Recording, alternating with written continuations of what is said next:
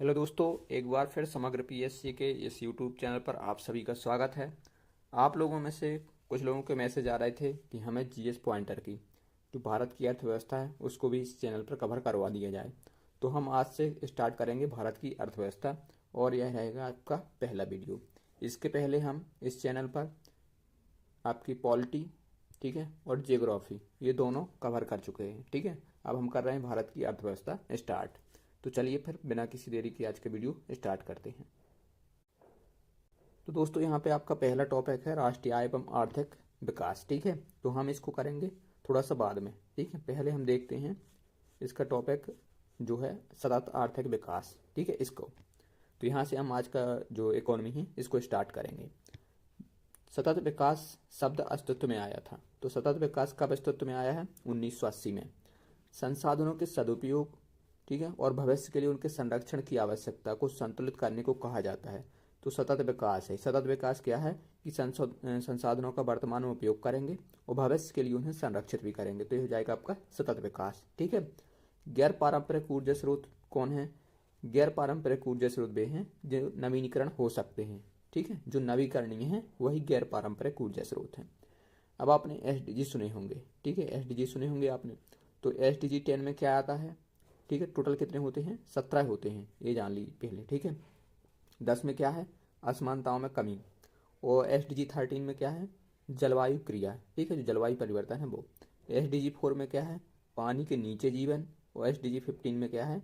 जमीन पर जीवन। ठीक है, तो ध्यान रखना, एग्जाम में सीधे सीधे पूछे जाते हैं कि कौन से एसडीजी में क्या है। ठीक है, 17 है टोटल, उनको आप देख लीजिएगा पूरा। ठीक है, रियो शिखर सम्मेलन 1992। ठीक है, एजेंडा 21 का संबंध है किससे? है सतत विकास से। जो रियो शिखर सम्मेलन 1992 है, इसे एजेंडा 221 भी एक डॉक्यूमेंट इसमें लाया गया था, वो सतत विकास से संबंधित है। पोषणीय पर्यटन का मुख्य उद्देश्य क्या है? जो पोषणीय पर्यटन है उसका उद्देश्य क्या है? सांस्कृतिक अखंडता और पारिस्थितिक प्रक्रियाओं को बनाए रखते हुए पर्यटन एवं पर्यावरण प्रबंधन करना। ठीक है, देखो जो पोषकीय प्रबंधन है, सस्टेनेबल है, इस सांस्कृतिक अखंडता बनी रहे और जो पारिस्थितिक प्रक्रिया है उसको बनाए रखें और पर्यटन एवं पर्यावरण को प्रबंधन करें। ठीक है, नेक्स्ट है एसडीजी इंडिया इंडेक्स 2023-24 के अनुसार उत्तर प्रदेश वर्गीकृत है। तो उत्तर प्रदेश को फ्रंट रनर श्रेणी में शामिल किया गया था। ठीक है, और जो इंडेक्स है कौन जारी करता है? नीति आयोग। ठीक है, तो देखो शीर्ष 5 राज्य कौन कौन से थे इसमें 2023-24 में? उत्तराखंड, केरल, तमिलनाडु, गोवा और हिमाचल प्रदेश। ठीक है, इसके बाद अभी वर्तमान में कोई इंडेक्स नया आया नहीं है। ठीक है, जो है अपडेट ही है। सतत विकास लक्ष्य भारत में 2030 तक सभी के लिए पानी की उपलब्धता और इसके स्थायी प्रबंधन को लक्षित करता है।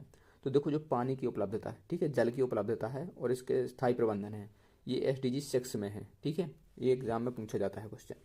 यूनेस्को के तत्वाधान में सामाजिक विकास पर प्रथम विश्व शिखर सम्मेलन आयोजित हुआ। तो कोपेनहेगन में, जो डेनमार्क में है, 1995 में हुआ था। ठीक है, यूनेस्को के तत्वाधान में।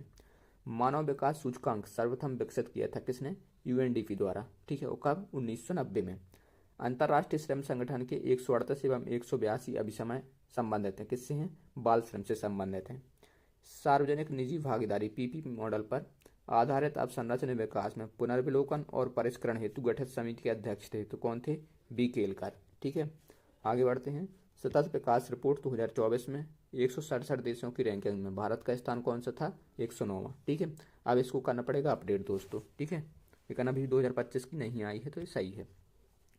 UN sustainable development solution network द्वारा प्रकाशित विश्व प्रसन्नता रिपोर्ट 2024 में। ठीक है, तो ये दोस्तों नई आ गई है, इसको अपडेट करेंगे आप करंट से। ठीक है, बस मुझे इकोनॉमिक में इसीलिए करवा रहा था अभी तक क्योंकि उसमें अपडेट की समस्या थी। ठीक है, जो मेरे पास ये बुक है इसमें अपडेट नहीं था, तो आप इसको करंट से अपडेट करेंगे। ठीक है, और मैं उसको स्किप करूँगा जो अपडेट करना हो। ठीक है, अब मैं बार बार उसको क्वेश्चन को नहीं पढ़ूंगा पूरा, मैं बता दिया करूँगा कि इसको अपडेट कर लेना है। ठीक है, वर्ल्ड इकोनॉमिक फोरम द्वारा जारी ग्लोबल जेंडर गैप इंडेक्स, ठीक है, में प्रयुक्त प्राचल है।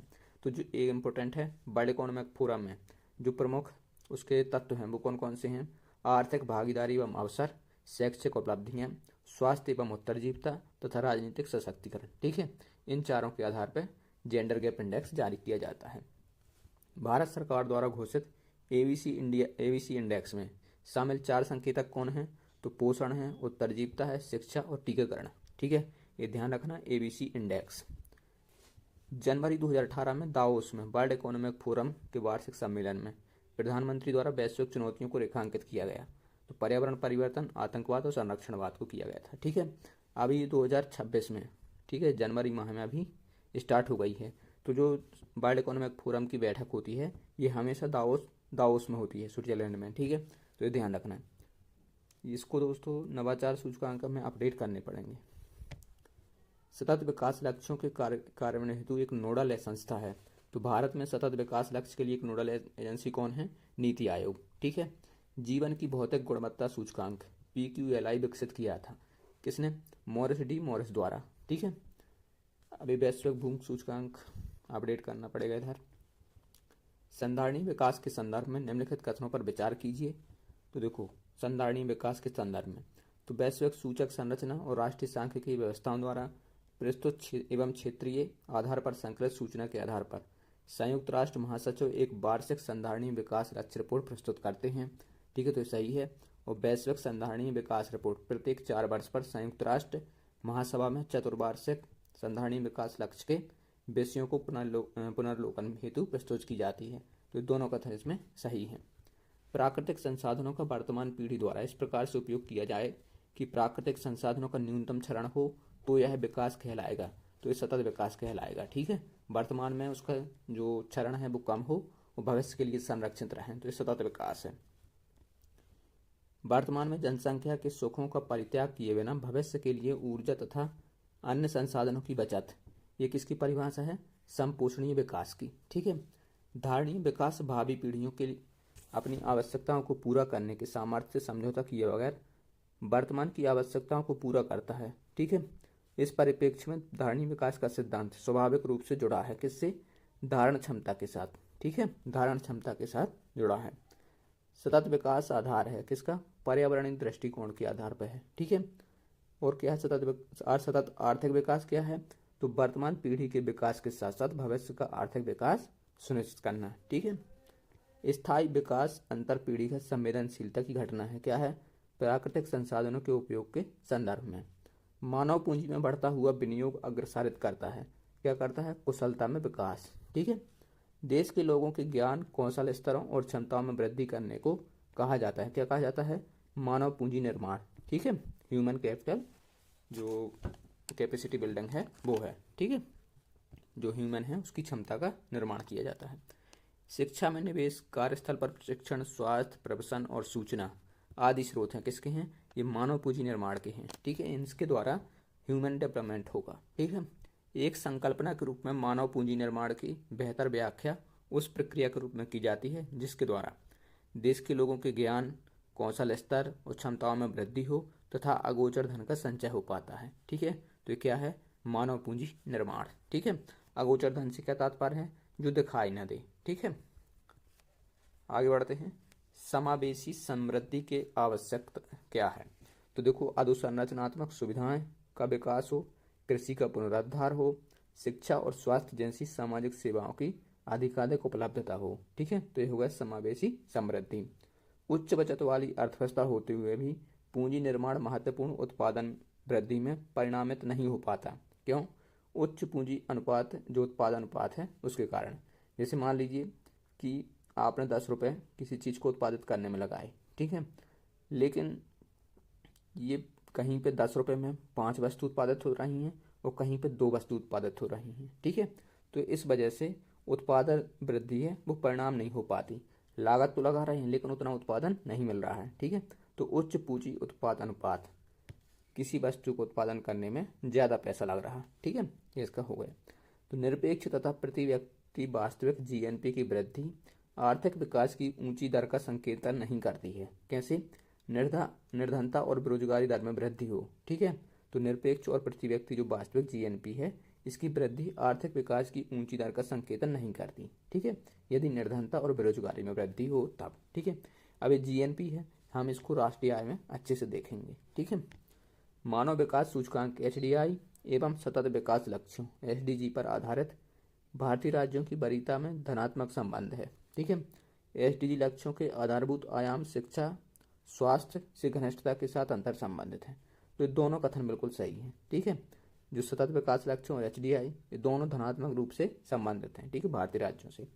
और देखो आप एसडीजी के जो आधारभूत आयाम क्या है, शिक्षा, स्वास्थ्य। ठीक है, तो ये भी एचडीआई से कनेक्ट है। ठीक है, तो दोनों कथन इसमें सही हैं। जो बहुआयामी निर्धनता सूचकांक है, इसमें क्या क्या शामिल होता है, स्वास्थ्य, शिक्षा और जीवन स्तर। ठीक है, तो ध्यान रखना। आर्थिक सर्वेक्षण में पहली बार धारणीय विकास और जलवायु परिवर्तन का नवीन अध्याय जोड़ा गया था, तो 2011-12 में। ठीक है, 2011-12 के जो आर्थिक सर्वेक्षण आया था उसमें जोड़ा गया था। मूलतः समावेशी शासन के अंग कहे जा सकते हैं क्या, सभी जिलों में प्रभावी जिला योजना समिति गठित करना। ठीक है, जन स्वास्थ्य पर सरकारी व्यय में बढ़ोतरी करना तथा दोपहर का भोजन योजना का सशक्तिकरण करना, तो इस समावेशी शासन के अंग हैं। ठीक है, क्योंकि इसमें सभी वर्गों का लाभ हो रहा है तो समावेशी हो गए।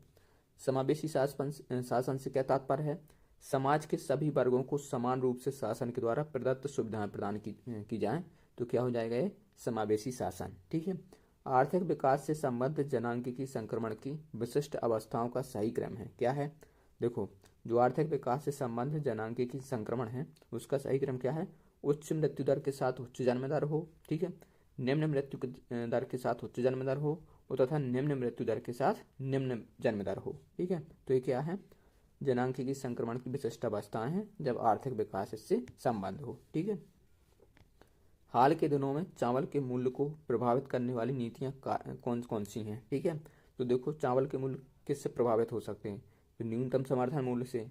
ठीक है, सरकार द्वारा व्यापार एवं भंडारण करना और उपभोक्ता सहायकी। ठीक है, तो ये चारों कारण हैं, इससे चावल का मूल्य या किसी भी फसल का मूल्य इससे निर्धारित हो सकता है। ठीक है, प्रभावित कर सकता है।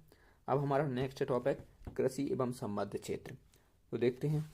प्रधानमंत्री कृषि सिंचाई योजना के बारे में सही कथन है, क्या है, जल निकायों की मरम्मत और नवीनीकरण। ठीक है, बिल्कुल सही है। कुओं का निर्माण, जल भृत्यों के पुनर्भरण में वृद्धि और वर्षा जल संचयन का संरचनाओं का निर्माण, तो ये जो कथन दिए गए हैं यहाँ पे सभी सही है। ठीक है, अब हम देखते हैं आगे जो राष्ट्रव्यापी कार्यक्रम चल रहा है मृदा स्वास्थ्य कार्ड योजना। ठीक है, तो इसमें क्या है कि निश्चित कृषि योग्य क्षेत्र का विस्तार करना, मृदा गुणवत्ता के आधार पर किसानों को दिए जाने वाले ऋण की मात्रा के आकलन में बैंकों को समर्थ बनाना तथा कृषि में उर्वरकों को अति उपयोग को रोकना है। ठीक है, तो जो तीनों कारण दिए हैं ये बिल्कुल सही है। ठीक है, राष्ट्रीय मृदा स्वास्थ्य कार्ड जो कार्ड योजना है ये कब शुरू हुई थी, 19 फरवरी 2015 को। ठीक है, प्रधानमंत्री मोदी द्वारा इसको शुरू किया गया था। ये जो योजना है इसका नारा क्या है, तो स्वस्थ धरा खेत हरा। ठीक है, ये नारा है इसका, और शुरू हुई थी राजस्थान के सूरतगढ़ से। ट्यूबवेल सिंचाई के क्षेत्र में सर्वोच्च स्थान है किसका है, उत्तर प्रदेश का। ठीक है, सर्वाधिक सिंचाई ट्यूबवेल से कहाँ होती है, उत्तर प्रदेश में। किसान दिवस कब मनाया जाता है, ये 23 दिसंबर को मनाया जाता है। ठीक है, किसकी जयंती पर, चौधरी चरण सिंह। ठीक है, उनकी जयंती पर, भारत के पूर्व प्रधानमंत्री भी रहे हैं।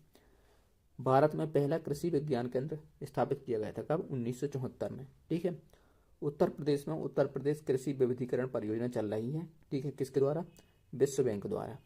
उत्तर प्रदेश में कृषक समृद्धि आयोग की स्थापना कब हुई थी, 2017 में। कृषि जनगणना 2015-16 के संदर्भ में निम्नलिखित कथनों पर विचार कीजिए। तो देखो कृषि जनगणना 2015-16 में हुई थी, उसके हिसाब से देखते हैं। लघु और सीमांत किसान कुल किसानों का कितने हैं, 86.2%। ठीक है, जबकि वे 47.3% फसल क्षेत्रों पर के मालिक हैं। है संख्या उनकी 86.2, लेकिन वो 47.3 फसल क्षेत्र के मालिक हैं। ठीक है, तो ये कथन बिल्कुल सही है। राज्यपाल कृषकों की कुल संख्या के आधार पर महाराष्ट्र तीसरे स्थान पर है, तो ये भी सही है। और राज्यपाल कुल जोती गई भूमि के क्षेत्रफल के आधार पर राजस्थान प्रथम स्थान पर है। तो ये तीनों कथन दिए गए हैं बिल्कुल सही हैं। आगे बढ़ते हैं हम। ये दोस्तों नई रिपोर्ट आ गई है, इसको करंट से अपडेट करेंगे। ठीक है, जो लघु और सीमांत किसानों को पेंशन के उद्देश्य से प्रधानमंत्री किसान सम्मान जो मानधन योजना है, सॉरी किसान मानधन योजना कब प्रारंभ हुई थी, 12 सितंबर 2019 से। ठीक है, Guinness book of world record द्वारा विश्व की सबसे बड़ी प्रत्यक्ष लाभ अंतरण योजना कौन सी है, तो यह है पहल। ठीक है, इसका नाम क्या है, पहल प्रत्यक्ष लाभ हस्तांतरित लाभ है, इसका डीबीटी आप कह सकते हैं। ठीक है, जो डीबीटी है प्रत्यक्ष लाभ दी जाती है वो है। ठीक है, उसका नाम क्या है, पहल। भारत में खाद्य प्रबंधन का उद्देश्य नहीं है, तो खाद्यान्नों का निर्यात करना ही खाद्य प्रबंधन का उद्देश्य नहीं है। ठीक है, ई किसान धन ऐप प्रारंभ किया था किसने? HDFC बैंक ने। आगे बढ़ते हैं। खाद्य संरक्षण आयोग जिस अधिनियम के तहत स्थापित एक वैधानिक निकाय है। तो जो खाद्य संरक्षण आयोग है किस अधिनियम के तहत इसे स्थापित किया गया है? राष्ट्रीय खाद्य सुरक्षा अधिनियम 2013 के तहत। ठीक है, खाद्य संरक्षण आयोग क्या है? एक वैधानिक निकाय है। ठीक है, वैधानिक निकाय है क्योंकि ये अधिनियम के तहत बना है। खाद्य सुरक्षा और मानक अधिनियम 2006 के अनुसार देश में सभी प्रसंस्कृत फल उत्पादों के लिए अनिवार्य किया गया है। तो FPO चिन्ह है, इसको अनिवार्य किया गया है प्रसंस्कृत फल उत्पादों के लिए। ठीक है, राष्ट्रीय खाद्य सुरक्षा अधिनियम क्या कहता है? यह 75% ग्रामीण और 50% शहरी जनसंख्या को आच्छादित करेगा। तो बिल्कुल सही है। आप PDS ये है, ठीक है, PDS मतलब है इसका जो आपको 5 किलो राशन मिलता है उसके बारे में पूछा गया है। तो देखो जो ग्रामीण क्षेत्र उसकी 75% जनसंख्या को कवर करता है और शहरी क्षेत्र की 50% जनसंख्या इस अधिनियम के तहत। ठीक है, तो पहला सही है। महिला और बच्चों को पोषण संबंधी सहायता पर विशेष ध्यान देना, ये भी देता है। ठीक है, वो 18 वर्ष की आयु से अधिक की सबसे बड़ी महिला परिवार को मुखिया होगी। जो 18 वर्ष से अधिक की सबसे बड़ी महिला है वो परिवार की मुखिया होगी। तो तीनों कथन यहाँ पे बिल्कुल सही है। ठीक है, ये दोस्तों ध्यान रखना, बहुत इंपॉर्टेंट क्वेश्चन है, पूछा जाता है कई एग्जाम में। भारत में कृषि उत्पादों के बाजार को विनियमित करता है, कौन करता है? कि राज्यों द्वारा अधिनियमित कृषि उत्पाद विपणन समिति अधिनियम। ठीक है, राज्यों द्वारा बने हैं, वो कृषि उत्पादों के बाजार को विनियमित करते हैं। कृषि में सार्वजनिक निवेश माना जा सकता है क्या? कि प्राथमिक कृषि समितियों का कंप्यूटरीकरण हो, सामाजिक पूंजी विकास हो और सरकारों द्वारा शीतगृह सुविधाओं का स्थापित करना हो। तो एक क्या हो जाएगा? सार्वजनिक कृषि निवेश माना जाएगा। ठीक है, विगत 5 वर्षों के दौरान कृषि के संदर्भ में क्या कथन सही है? तो धान की खेती के अंतर्गत क्षेत्रफल अधिक है। ठीक है, कपास की खेती का क्षेत्र गन्ने की खेती के क्षेत्र की तुलना में अधिक है। तो ये दोनों कथन यहाँ पे बिल्कुल सही है। नीली अर्थव्यवस्था, ठीक है, पर सतत विकास के लिए टास्क फोर्स गठित करने हेतु साझेदारी की है।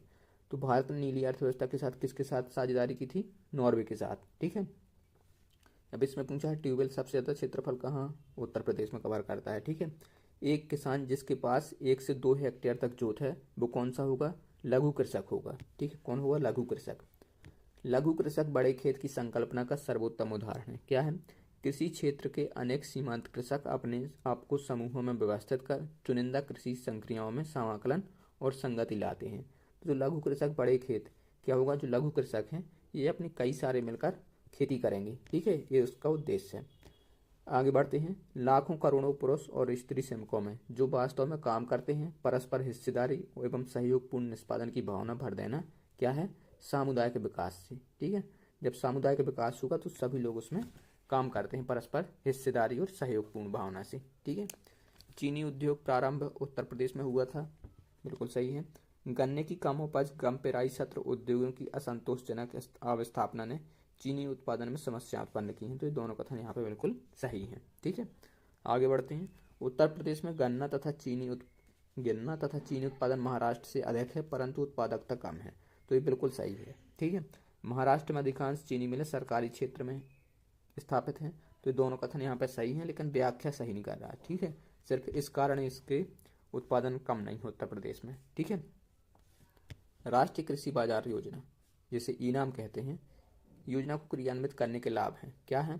तो यह कृषि वस्तुओं के लिए एक सर्वभारतीय इलेक्ट्रॉनिक व्यापार पोर्टल है। ठीक है, तो यह कृषकों हेतु राष्ट्रव्यापी बाजार सुलभ कराता है जिसमें उनके उत्पादन की गुणवत्ता के अनुरूप कीमत मिलती है। तो ये दोनों कथन यहाँ पे बिल्कुल सही है। राष्ट्रव्यापी मृदा स्वास्थ्य कार्ड स्कीम का उद्देश्य क्या है? कृषि भूमि में उर्वरकों के प्रति अतिभोग को रोकना। ठीक है, कम से कम इस्तेमाल करें उर्वरक। ठीक है, भारत में कृषि संरचना को कृषि विकास के लिए प्रेरक बनाने हेतु अपनाया गया। क्या अपनाया गया है? मध्यस्थों की समाप्ति हो, भूधृति सुधार हो और जोतों की हदबंदी हो। ठीक है, हदबंदी आप समझते हैं कि जो बहुत बड़ी फसल क्षेत्र होते थे लोगों के पास उनको कम कर दिया जाता था। ठीक है, लोगों में बांट दिया जाता था। भारतीय अर्थव्यवस्था में कृषि का योगदान है। तो भारतीय अर्थव्यवस्था में कृषि का योगदान वर्तमान में घट रहा है। ठीक है, NSSO के 70वें चक्र से चालित कृषक कुटुंबों की स्थिति आकलन सर्वेक्षण के अनुसार राजस्थान में ग्रामीण कुटुंबों में कृषि कुटुंबों का प्रतिशत सर्वाधिक है। केरल में 60% से अधिक लोगों ने अधिकतम अन्य गैर कृषि स्रोतों से प्राप्त की है और उत्तर प्रदेश में अनुमानित 18.05 मिलियन कृषक परिवार थे, जो देश में कृषक परिवारों का 20% है। तो ये सभी कथन यहाँ पे बिल्कुल सही दिए गए हैं। ठीक है। जो ग्रामीण कुटुंब हैं राजस्थान में, वो उनमें कृषि कुटुंबों का प्रतिशत सर्वाधिक है, और केरल में 60% से अधिक लोगों ने आय अन्य स्रोतों से प्राप्त की है। ठीक है, गैर कृषि स्रोतों से। और उत्तर प्रदेश में लगभग 20% कृषक परिवार हैं पूरे देश के। ठीक है, आगे बढ़ते हैं हम। कृषि उत्पादकता बढ़ाने के उपाय हैं, क्या है? कुशल सिंचाई, गुणवत्ता युक्त बीज, कीटनाशकों का प्रयोग और उर्वरकों का प्रयोग। ठीक है, ये सभी उपाय किए जाएं तो कृषि में उत्पादकता बढ़ सकती है। ठीक है, राष्ट्रीय कृषि विकास योजना में शामिल है, क्या है? मिट्टी परीक्षण प्रयोगशाला, उर्वरक गुण नियंत्रण प्रयोगशाला और कृषि यंत्र परीक्षण प्रयोगशाला तथा कृषि अभियांत्रिकी, ये सब राष्ट्रीय कृषि विकास योजना में शामिल हैं। खाद्य सुरक्षा एवं मानक अधिनियम 2006 ने प्रस्तावित किया, तो किसे किया है? खाद्य अपमिश्रण की रोकथाम अधिनियम 1954 को। ठीक है, किसने? फूड सिक्योरिटी एंड जो FSSAI एक्ट है उसने। ठीक है, जून 2024 में अब ये दोस्तों ये नया जो समर्थन मूल्य है उसको आया, तो आप अपडेट कर लेना। ठीक है, शहतूत रेशम का शीर्ष उत्पादक राज्य कौन है? कर्नाटक। विश्व में रेशम का सबसे बड़ा उत्पादक कौन है? चीन है, और दूसरे स्थान पर है भारत। ठीक है, ये वर्तमान में भी है। 20वीं शताब्दी के 60वें दशक के अंतिम दौर की हरित क्रांति की प्रकृति का सबसे उचित वर्णन करता है, तो बीज, उर्वरक और जल तकनीक। ठीक है, ये 20वीं शताब्दी के जो 60वें दशक में हरित क्रांति शुरू हुई थी उसमें बीज उपलब्ध कराए गए थे, उर्वरक और जल तकनीक। ठीक है, आगे बढ़ते हैं दोस्तों। यहाँ पे ये कुछ जो डाटा है ये परिवर्तित हुआ है। ठीक है, जैसे ये वाला डाटा है आपको करंट से अपडेट करना पड़ेगा। अब देखते हैं नेक्स्ट। राष्ट्रीय प्रतिदर्श सर्वेक्षण कार्यालय के 2014 के अनुसार ग्रामीण परिवारों में कृषि में विनियोजित ग्रामीण परिवारों का प्रतिशत कितना था? तो 57.8% ग्रामीण परिवारों का प्रतिशत था। ठीक है, और भारत में कृषि क्षेत्र श्रम शक्ति को प्रत्यक्ष रोजगार प्रदान करता है, तो लगभग 55% व्यक्तियों को यह रोजगार प्रदान करता है। विशेष कृषि एवं ग्राम उद्योग योजना का मुख्य उद्देश्य क्या है? कृषि निर्यात का संवर्धन। क्या है? कृषि निर्यात का संवर्धन। उत्तर प्रदेश में सर्वाधिक प्रतिशत कर्मचारी कहाँ हैं? ये कृषि क्षेत्र में नियोजित हैं। ठीक है, भारत के श्रमिक बल में प्रायः अपने जीवन यापन के लिए वर्तमान में कृषि पर निर्भर है। यदि भारत में बात करें तो 55% कृषि क्षेत्र में कार्यरत हैं। ठीक है, विकास का भारतीय मॉडल सुरक्षा प्रदान करता है, किसको? व्यक्ति और राज्य दोनों के हितों का। ठीक है, आगे बढ़ते हैं। आर्थिक नियोजन के युग के आरंभ से भारत की सकल राष्ट्रीय आय में कृषि का हिस्सा है। देखो, जो भारत आर्थिक नियोजन है इसमें सकल राष्ट्रीय आय में जो कृषि है इसका लगातार कम हो रही है, योगदान जो है वो कम हो रहा है। ठीक है, जवाहरलाल नेहरू, लाल बहादुर शास्त्री, चरण सिंह, अबुल कलाम आज़ाद में से भारत में सहकारी कृषि के विचार के समर्थक नहीं है, तो चौधरी चरण सिंह हैं, ये जो सहकारी कृषि है इसके समर्थक नहीं है। ठीक है, जमींदारी प्रथा का उन्मूलन, भूमि जोतों की अधिकतम सीमा का निर्धारण, काश्तकारी सुधार और बहुफसली जो योजना है में से भारत में भूमि सुधार का हिस्सा नहीं है, तो क्या है? बहुफसली योजना। ठीक है, ये भूमि सुधार का हिस्सा नहीं है। सोयाबीन खेती के अंतर्गत सर्वाधिक क्षेत्र है, तो सर्वाधिक क्षेत्र है मध्य प्रदेश का। ठीक है, सबसे अधिक उत्पादन होता है मध्य प्रदेश में सोयाबीन का। तंबाकू, कपास, सोयाबीन और रबर में से नकदी फसल नहीं है, तो सोयाबीन इसमें से नकदी फसल नहीं है, बाकी तंबाकू, कपास और रबर नकदी फसल है। ठीक है, आगे बढ़ते हैं। गेहूं की सिंचाई अतिक्रांतिक अवस्था है, क्या है? ताज निकालने की अवस्था में, जब गेहूं का जो बीज निकालने लगते हैं तब सिंचाई की अतिक्रांतिक अवस्था है उसकी। ठीक है, आगे बढ़ते हैं दोस्तों। यहाँ पे ये डाटा आपको अपडेट करना पड़ेगा। भारत में फसल बीमा योजना का शुभारंभ किया था किसने? कब हुआ था? 1985 में। ठीक है, फसल बीमा योजना। व्यापक फसल बीमा योजना के स्थान पर राष्ट्रीय कृषि बीमा योजना कब लागू हुई? तो ये हुई है 1999 से 2000 में। ठीक है, 1999-2000 में राष्ट्रीय कृषि बीमा योजना लागू हुई थी। राष्ट्रीय कृषि बीमा योजना को खरीफ फसल पर भी लागू किया, तो पहले खरीफ पर लागू नहीं थी, लेकिन 2004-05 के बजट में इसको खरीफ फसल पर भी लागू किया गया। उत्तर प्रदेश में किसान भाई योजना लागू की गई थी, कब? 1992 में। कमांड क्षेत्र विकास कार्यक्रम जो 1974-75 में शुरू हुआ था, इसका मतलब क्या है, क्यों शुरू हुआ था ये कार्यक्रम?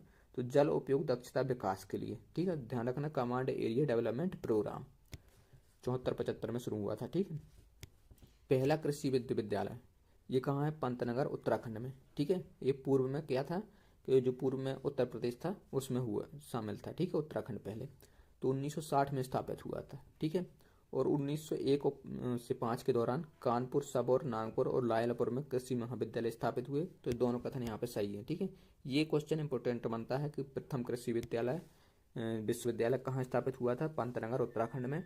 ठीक है, और पंत थे उन्हीं के नाम पर है। ठीक है, जो वल्लभ पंत थे उन्हीं के नाम पर, गोविंद वल्लभ पंत। ठीक है, हैंडबुक ऑफ एग्रीकल्चर प्रकाशित होती है किसके द्वारा? भारतीय कृषि अनुसंधान परिषद से। ठीक है, उत्तर प्रदेश कृषि अनुसंधान परिषद स्थित है कहाँ है? लखनऊ में। एगमार्क कृषि उत्पादों की गुणवत्ता का सूचक है। ठीक है, बिल्कुल सही है। एगमार्क का प्रमाण पत्र भारत सरकार के विपणन एवं निरीक्षण निदेशालय द्वारा जारी किया जाता है। तो दोनों कथन यहाँ पे बिल्कुल सही है। ठीक है, तो एगमार्क ध्यान रखना कृषि उत्पाद की गुणवत्ता से संबंधित है। 8वीं योजना के अंतर्गत योजना आयोग ने भारत को कृषि जलवायु प्रदेशों में विभक्त किया है। तो जो भारत है इसको 15 कृषि जलवायु क्षेत्रों में विभाजित किया गया है। ठीक है, और इसको ध्यान रखना 20 कृषि पारिस्थितिकी जलवायु। ठीक है, ये ध्यान रखना, आगे आएगा अभी देखेंगे। राष्ट्रीय हॉर्टिकल्चर मिशन कब आरंभ हुआ है? ये 5 मई 2005 को। ठीक है, 10वीं पंचवर्षीय योजना है उसमें स्टार्ट हुआ था। राष्ट्रीय बागवानी मिशन के उद्देश्य क्या है? बागवानी क्षेत्र में ऊंची समृद्धि प्राप्त करना, शस्योत्तर व्यवस्था करना। ठीक है, फसल काटने के बाद व्यवस्था करना तथा मानव संसाधन विकास करना। ठीक है, ये इस योजना के उद्देश्य हैं। 1 जुलाई 2001 से प्रारंभ कृषि श्रमिक सामाजिक सुरक्षा योजना संबंधित है किससे? पेंशन तथा बीमा लाभ से। ठीक है, लघु कृषक विकास योजना कब आरंभ हुई है? 1971 में। गन्ने की उचित एवं लाभप्रद कीमत। ठीक है, जो आपको अन्य फसलों में आपने सुना होगा एमएसपी मिलता है। ठीक है, लेकिन गन्ने पे क्या मिलता है? एफआरपी। ठीक है, तो इसको अनुमोदित कौन करता है? तो आर्थिक मामलों की मंत्रिमंडलीय समिति रहती है, वो इसको अनुमोदित करती है। ठीक है, आगे बढ़ते हैं। 1977-78 के बाद न्यूनतम समर्थन मूल्य के संदर्भ में सही है क्या है? तो न्यूनतम समर्थन मूल्य जो है C2 लाख में इसमें शामिल है। ठीक है, कृषि लागत और कीमत आयोग जो CSCP है ने वर्तमान में MSP के अंतर्गत अनुशंसा करता है। तो 22 फसलों के लिए अनुशंसा करता है। ठीक है, और इसमें गन्ना है शामिल। ठीक है, उचित एवं लाभकारी मूल्य जिसे FRP कहते हैं। ठीक है, वो गन्ने के लिए मिलता है। तो 22 फसलों के लिए जारी करता है। अब बात करें आगे, गन्ने के उचित एवं पारिश्रमिक मूल्य जिसे FRP कहते हैं, आर्थिक मामलों की कैबिनेट कमेटी इसको अनुमोदित करती है, हमने देख लिया है। राष्ट्रीय खाद्य सुरक्षा मिशन प्रारंभ हुआ था, कब हुआ था? 2007-8 में। ठीक है, 2007-8 में स्टार्ट हुआ था। आगे देखते हैं। अक्टूबर 2007 में प्रारंभ राष्ट्रीय खाद्य सुरक्षा मिशन के उद्देश्य क्या है? धान, गेहूं और दलहन के उत्पादन में बढ़ोतरी करना, मृदा उत्पादकता और उर्वरता का संरक्षण करना तथा खेत के स्तर पर आर्थिक लाभ को बढ़ाना। ठीक है, ताकि किसानों को आत्मविश्वास पैदा हो सके। तो बिल्कुल यहाँ पे सभी कथन सही है। राष्ट्रीय खाद्य सुरक्षा मिशन की शुरुआत की गई थी किस लिए? गेहूं, चावल, मोटे अनाज और दालों के लिए। ठीक है, बाद में इसमें मोटे अनाज का भी शामिल किया गया है। ठीक है, इन सभी का क्या होगा? उत्पादन को बढ़ाएंगे इस राष्ट्रीय खाद्य सुरक्षा मिशन से। ठीक है, तो इसमें हमने देख लिया है कि मोटे अनाज शामिल थे इसमें, और ये मिशन प्रारंभ हुआ था 2007-8 की रबी फसल से। ठीक है, आगे बढ़ते हैं। एग्रीकल्चर स्टैटिस्टिक्स एट एग्लांस 2022 जारी आंकड़ों के अनुसार वर्ष 2019-20 के संदर्भ में भारत में फसलों की बुआई के अंतर्गत शुद्ध क्षेत्रफल लगभग कितना है? तो 139.90 मिलियन हेक्टेयर है। ठीक है, वह पंचवर्षीय योजना जिसमें कृषि ने ऋणात्मक विकास दर प्रदर्शित किया, तो वो तीसरी पंचवर्षीय योजना थी। ठीक है, तीसरी पंचवर्षीय योजना में कृषि ने ऋणात्मक जो दर है वो प्राप्त की थी। यदि भारत की बात करें 2019-20 में भारत की औसत फसल गहनता कितनी है? तो 151.08% है। ठीक है, नीली क्रांति किससे संबंधित है? ये मत्स्य उत्पादन से संबंधित है। और पीली क्रांति या पीत क्रांति तो इस सरसों के उत्पादन से। ठीक है, सरसों के उत्पादन से संबंधित है। विश्व में हरित क्रांति के जनक कौन है? तो नॉर्मन ई बोरलॉग। ठीक है, अभी ध्यान रखना इनका जन्म कहाँ हुआ था? अमेरिका में, और इन्होंने अपना कार्य कहाँ किया है? मैक्सिको में। ठीक है, मैक्सिको में। तो ये क्वेश्चन भी बनता है, ध्यान रखना। और भारत में हरित क्रांति की जन्मस्थली कहाँ है? तो यह पंतनगर। ठीक है, जो पंतनगर में कृषि विश्वविद्यालय है उधर पे इसकी जो जन्मस्थली है वो है। 2015-16 से 2022-23 की अवधि में मसाले, दलहन, ताजे फल तथा वनस्पति तेल में अधिकतम आयात मूल्य किसका रहा? वनस्पति तेल का। ठीक है, आगे बढ़ते हैं। सार्वजनिक वितरण प्रणाली से वितरित अनाज पर कीमत बढ़ाने का उद्देश्य क्या है? इस योजना में निहित उपादान का भार कम हो सके इसके लिए। ऑपरेशन फ्लड का संबंध किससे है? दुग्ध उत्पादन से।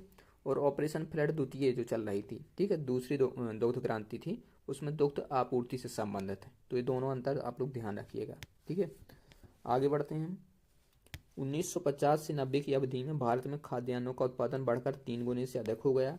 फिर भी सही अर्थ में आत्मनिर्भरता, जिसका तात्पर्य है कि भूख से मुक्ति नहीं प्राप्त की जा सकी। इसके क्या कारण थे? तो देखो कारण क्या है कि हरित क्रांति का देश के छोटे छोटे खंडों तक सीमित रहना।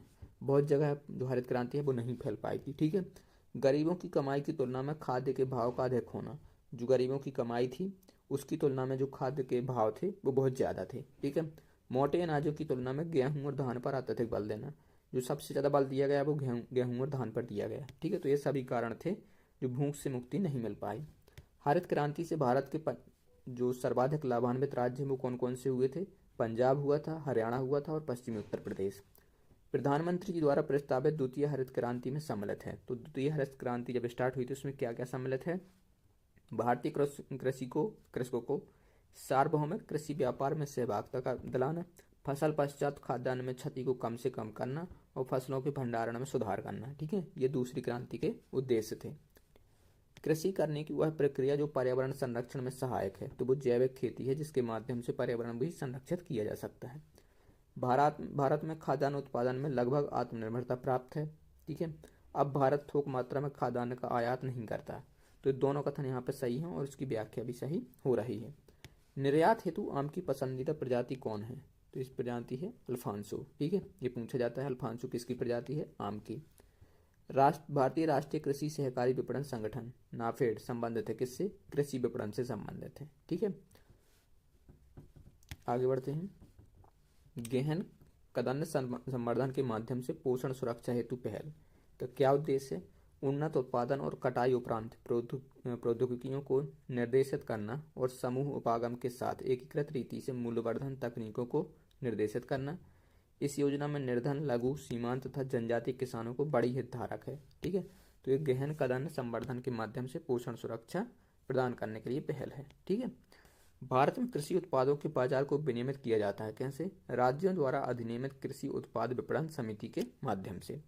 संघ सरकार के ब्याज सबसेशन स्कीम में किसानों के लिए बैंक ऋण के समयानुसार भुगतान पर प्रभावी ब्याज दर कितनी है? 4% है, ठीक है। कृषि फार्म के चल लागत पूंजी में बीज, उर्वरक, सिंचाई जल तथा भू राजस्व में से एक शामिल नहीं है। क्या नहीं है? भूमि राजस्व, ठीक है। किसी फार्म के चल लागत मूल्य में जो भूमि है, भूमि का राजस्व नहीं लगता है, आपको पता होगा। कृषि वित्त के प्रमुख सिद्धांत क्या है? उद्देश्य, व्यक्ति, उत्पादकता और संगठन, ठीक है। एक कृषि वित्त के प्रमुख उद्देश्य हैं। आगे बढ़ते हैं। भारत में कृषि के स्रोतों को बांटा गया है, तो 2 स्रोतों में बांटा गया है, ठीक है।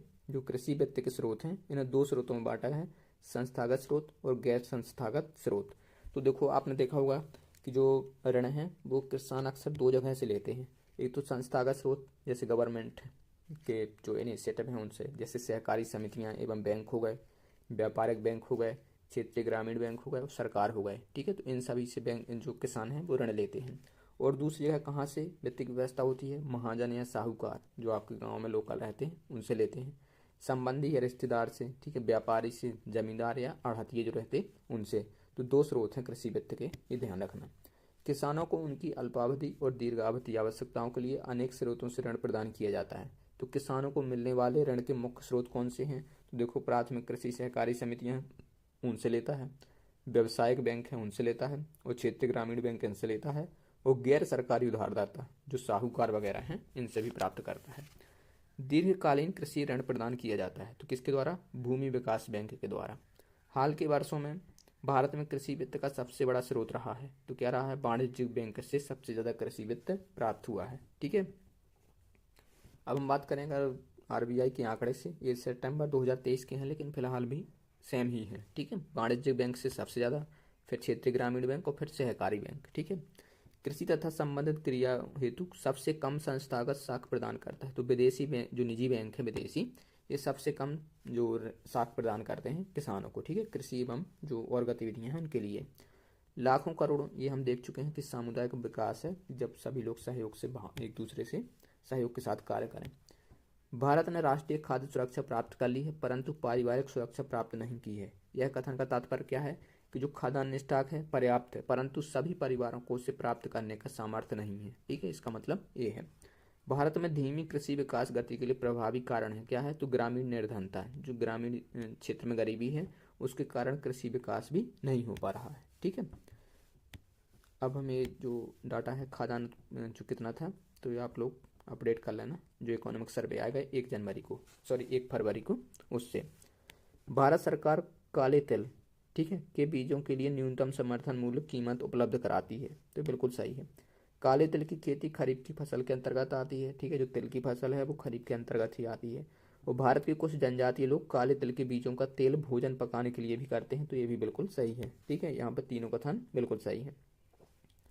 जो कृषि लागत और मूल्य आयोग है जिसे CSCP कहते हैं, इसका उद्देश्य क्या है, तो कृषि मूल्यों का स्थिरीकरण करना है। ठीक है, जो उतार चढ़ाव है उसको स्थिरीकरण करना है और कृषकों के लिए सार्थक वास्तविक आय स्तरों का सुनिश्चित तथा लोक वितरण पद्धति के माध्यम से उपभोक्ताओं को आवश्यक कृषि पण्य उचित दरों पर उपलब्ध करवाकर उनके हितों की रक्षा करना। तो ये सभी क्या है, CSCP के उद्देश्य हैं। ठीक है, आगे बढ़ते हैं हम। समर्थित मूल्यों पर खाद्यान्नों की सार्वजनिक खरीद नीति सुनिश्चित करती है, क्या करती है, कृषि मूल्य में स्थिरता आएगी, कृषकों को प्रेरणादायक मूल्य मिलेगा और सार्वजनिक वितरण प्रणाली के खाद्यान्नों का भंडार होगा। तो समर्थन मूल्य से सिर्फ ये नहीं है कि सरकार खरीद ले, ठीक है, उससे क्या होगा कि कृषि मूल्य में स्थिरता आएगी, कृषकों को प्रेरणादायक मूल्य मिलेगा और जो खाद्यान्न खरीदेगी तो उसके लिए वितरण प्रणाली भी सप्लाई करने के लिए उसके पास भंडारण करेगा और फिर उसकी सप्लाई करेगा। तो ये सभी उसके उद्देश्य हैं। ठीक है ना, समर्थन मूल्य के। और कौन कौन से सही कथन इसके बारे में, MSP के बारे में, तो यह किसानों की पैदावार के लिए न्यूनतम मूल्य सुनिश्चित करती है। ठीक है, और खाद्य सुरक्षा मिशन में सहायता प्रदान करती है। ये दोनों उसके संदर्भ में सही है। ठीक है, कृषि मूल्य आयोग की स्थापना कब की गई थी, 1965 में। ठीक है, कब, 1965 में। गेहूं के समर्थन मूल्य की अनुशंसा करता है, कौन करता है, कृषि एवं लागत मूल्य आयोग। ठीक है, ये MSP के लिए अनुशंसा करता है। ठीक है, मूल्य जिस पर सरकार खाद्यान्न का क्रय करती है तो वो क्या है, अधिप्राप्ति। ठीक है, प्रोक्योरमेंट प्राइस होती है जिस मूल्य पर सरकार खाद्यान्न का क्रय करती है। ठीक है, सार्वजनिक वितरण प्रणाली को बनाए रखने और सुरक्षित भंडार के निर्माण के लिए जिन कीमतों पर सरकार खाद्यान्न खरीदती है उसे क्या कहते हैं, वसूली कीमतें। ठीक है, जैसे मान लीजिए कि सरकार ने कुछ जो खाद्यान्न है वो खरीदा तो वो प्रोक्योरमेंट प्राइस होगा। ठीक है, लेकिन जब राज्य सरकार के दिया जाता है, राज्य सरकार खरीदती है तो उसे क्या कहा जाता है, वसूली कीमत। ठीक है, किसके लिए खरीदती है वो, PDS के लिए, सार्वजनिक वितरण प्रणाली के लिए। ठीक है, तो उसे क्या कहा जाएगा, वसूली कीमत। विदेशों में सब्जियों का सर्वाधिक उत्पादन करने वाला देश है तो वो कौन है, चीन। भारतीय सब्जी शोध संस्थान कहाँ स्थित है, तो है वाराणसी, उत्तर प्रदेश में। सबसे अधिक कॉफी कहाँ उत्पादित होती है भारत में, कर्नाटक में। ठीक है, आगे बढ़ते हैं। सुनहरे चावल में प्रचुरता सृजित की गई है, किसकी, विटामिन ए की। जो अपने गोल्डन राइस सुना होगा तो सबसे अधिक उसमें क्या है, विटामिन ए। ठीक है, राष्ट्रीय कृषि तकनीकी परियोजना NATP का पोषण भारत में जिस अंतर्राष्ट्रीय प्रतिप्रदायी अभिकरण द्वारा होता है वह कौन है, विश्व बैंक। ठीक है, विश्व बैंक के द्वारा होता है। 13 जनवरी 2016 को घोषित प्रधानमंत्री फसल बीमा योजना बीमाकृत करती है, किसके करती है, चक्रवात और गैर मौसमी वर्षा से होने वाले कटाई उपरांत घाटे को ये योजना बीमाकृत करती है। ठीक है, खरीफ 2007 मौसम आधारित फसल बीमा योजना सर्वप्रथम लागू की गई, कहाँ की गई थी, कर्नाटक में। विश्व में एकमात्र देश जो रेशम के ज्ञात सभी 5 जो व्यापारिक प्रकार हैं उनका उत्पादन करता है। तो देखो रेशम है ना, ये 5 प्रकार की होती है। ठीक है, तो भारत 5 का उत्पादन करता है। भारत विश्व में चीनी का उत्पादक करता है, तो दूसरा सबसे बड़ा उत्पादक देश है भारत। ठीक है, चीनी का। भारतीय कृषि की निम्न उत्पादकता के क्या कारण है, तो जनसंख्या का दबाव। जनसंख्या दबाव कैसा है कि मान लीजिए कि घर में 4 एकड़ जमीन है, ठीक है, 4 हेक्टेयर है, कुछ भी मान लीजिए, लेकिन साथ ही उसमें 10 लोग खेती करते हैं। ठीक है, ये जो मतलब नहीं है, यदि 2 व्यक्ति या 1 व्यक्ति भी खेती करे तो पर्याप्त मात्रा में खेती कर सकता है। ठीक है, लेकिन जनसंख्या का दबाव है, इसमें 8 या 9 लोग एक्स्ट्रा लगे हुए हैं। ठीक है, तो ये खेती का दबाव है किसानों का। प्रच्छन्न बेरोजगारी, यही प्रच्छन्न बेरोजगारी होती है कि जहाँ 2 लोग काम कर सकते हैं उधर 8 लोग लगे हैं, तो यही प्रच्छन्न बेरोजगारी है। और भूजोत का आकार छोटा है, छोटे छोटे खेत हैं, ठीक है, मशीनों का इस्तेमाल नहीं हो पाता, इस वजह से निम्न उत्पादकता है, ठीक है। काली मिट्टी की बहुत उपयुक्त होती है, किसके लिए? कपास की फसल के लिए काली मिट्टी बहुत उपयुक्त होती है, ठीक है। काली मिट्टी मैक्सिमम कहाँ पाई जाती है? महाराष्ट्र में, ठीक है, और मध्य प्रदेश में भी। भारत की सरकार ने कीमत स्थिरीकरण कोष की स्थापना की है, तो कौन कौन सी फसल के लिए? चाय, कॉफी, रबर और तंबाकू के लिए। कृषि का महत्व क्या है भारतीय अर्थव्यवस्था में? ये राष्ट्रीय आय एवं रोजगार में बढ़ाती है, ठीक है, औद्योगिक विकास और अंतर्राष्ट्रीय व्यापार और खाद्यान्न आपूर्ति के लिए। तो औद्योगिक जो विकास है उसको भी सुनिश्चित करती है, और अंतर्राष्ट्रीय व्यापार एवं खाद्यान्न आपूर्ति में भी भाग लेती है, ठीक है। भारत वर्ष में फसल बीमा योजना कब प्रारंभ हुई है? 1985 में। उत्तर प्रदेश में शस्य जलवायु क्षेत्र की संख्या कितनी है? तो यह है 9, ठीक है। काम के बदले अनाज कार्यक्रम कब स्टार्ट हुआ था? 1977 में। तथा नीली क्रांति का संबंध किससे है? मत्स्य उत्पादन से, ठीक है। तो जो कथन दिए गए हैं यहाँ पे सभी सही हैं। हरियाली योजना का संबंध है, हरियाली योजना किससे संबंधित है? जल प्रबंधन से संबंधित है, ठीक है, इंपॉर्टेंट क्वेश्चन है, पूछा जाता है। विशेष कृषि उपज योजना का संबंध है किससे है? कृषि उत्पादों के पदार्थों के निर्यात के उच्छाल से, ठीक है, जो कृषि उत्पाद के निर्यात हैं उसके उच्छाल से संबंधित है। दोस्तों जो जीएस पॉइंटर है ये लगभग ये मानिए आपकी सभी जो एग्ज़ाम होते हैं उनके PYQ हैं, तो ये इंपॉर्टेंट तो सभी हैं, ठीक है, जो PYQ हैं ये सभी इंपॉर्टेंट है। मैं कहीं कहीं बोल देता हूँ कि ये इंपॉर्टेंट है तो वो बहुत ज़्यादा इंपॉर्टेंट होता है, ठीक है, तो ध्यान रखना। राष्ट्रीय विशेष कृषि योजना का मुख्य उद्देश्य क्या है? निर्यात योग्य कृषि उत्पाद से, ठीक है। राष्ट्रीय भूमि अभिलेख आधुनिकीकरण कार्यक्रम कब प्रारंभ हुआ है? 2008 में। भारत सरकार के कृषि एवं सहकारिता विभाग द्वारा रेनफेड एरिया डेवलपमेंट कार्यक्रम कब प्रारंभ हुआ? 2011-12 में। भारत में कृषि आयकर लगाया जा सकता है, तो जो अगर भारत में कृषि आयकर लगेगा तो कौन लगा सकता है? राज्य सरकार, ठीक है। कृषि उत्पादों की मांग पाई जाती है, तो लोचहीन है कृषि उत्पाद की जो मांग है, ठीक है। किसान क्रेडिट कार्ड योजना कब स्टार्ट हुई थी? तो जो हुई थी 1998-99 में, ठीक है। क्या हुआ योजना में? तो किसानों को उनकी खेती की आवश्यकताओं के लिए पर्याप्त और समयानुकूल साख जो समर्थन है वो प्रदान किया जाता है, ठीक है। इसके माध्यम से ऋण प्रदान किया जाता है, ठीक है। भारत में प्रथम कृषि विश्वविद्यालय की स्थापना कहाँ हुई थी? पंतनगर में, उत्तराखंड में, ठीक है। केंद्रीय खाद्य तकनीकी संस्थान कहाँ पे है? ये मैसूर में है। ये अभी कई एग्जाम में क्वेश्चन पूछा जाता है। MPEDA की स्थापना कब हुई थी? 1972 में। उसका मुख्यालय कहाँ है? कोच्चि में। तो ये दोनों कथन यहाँ पे सही हैं।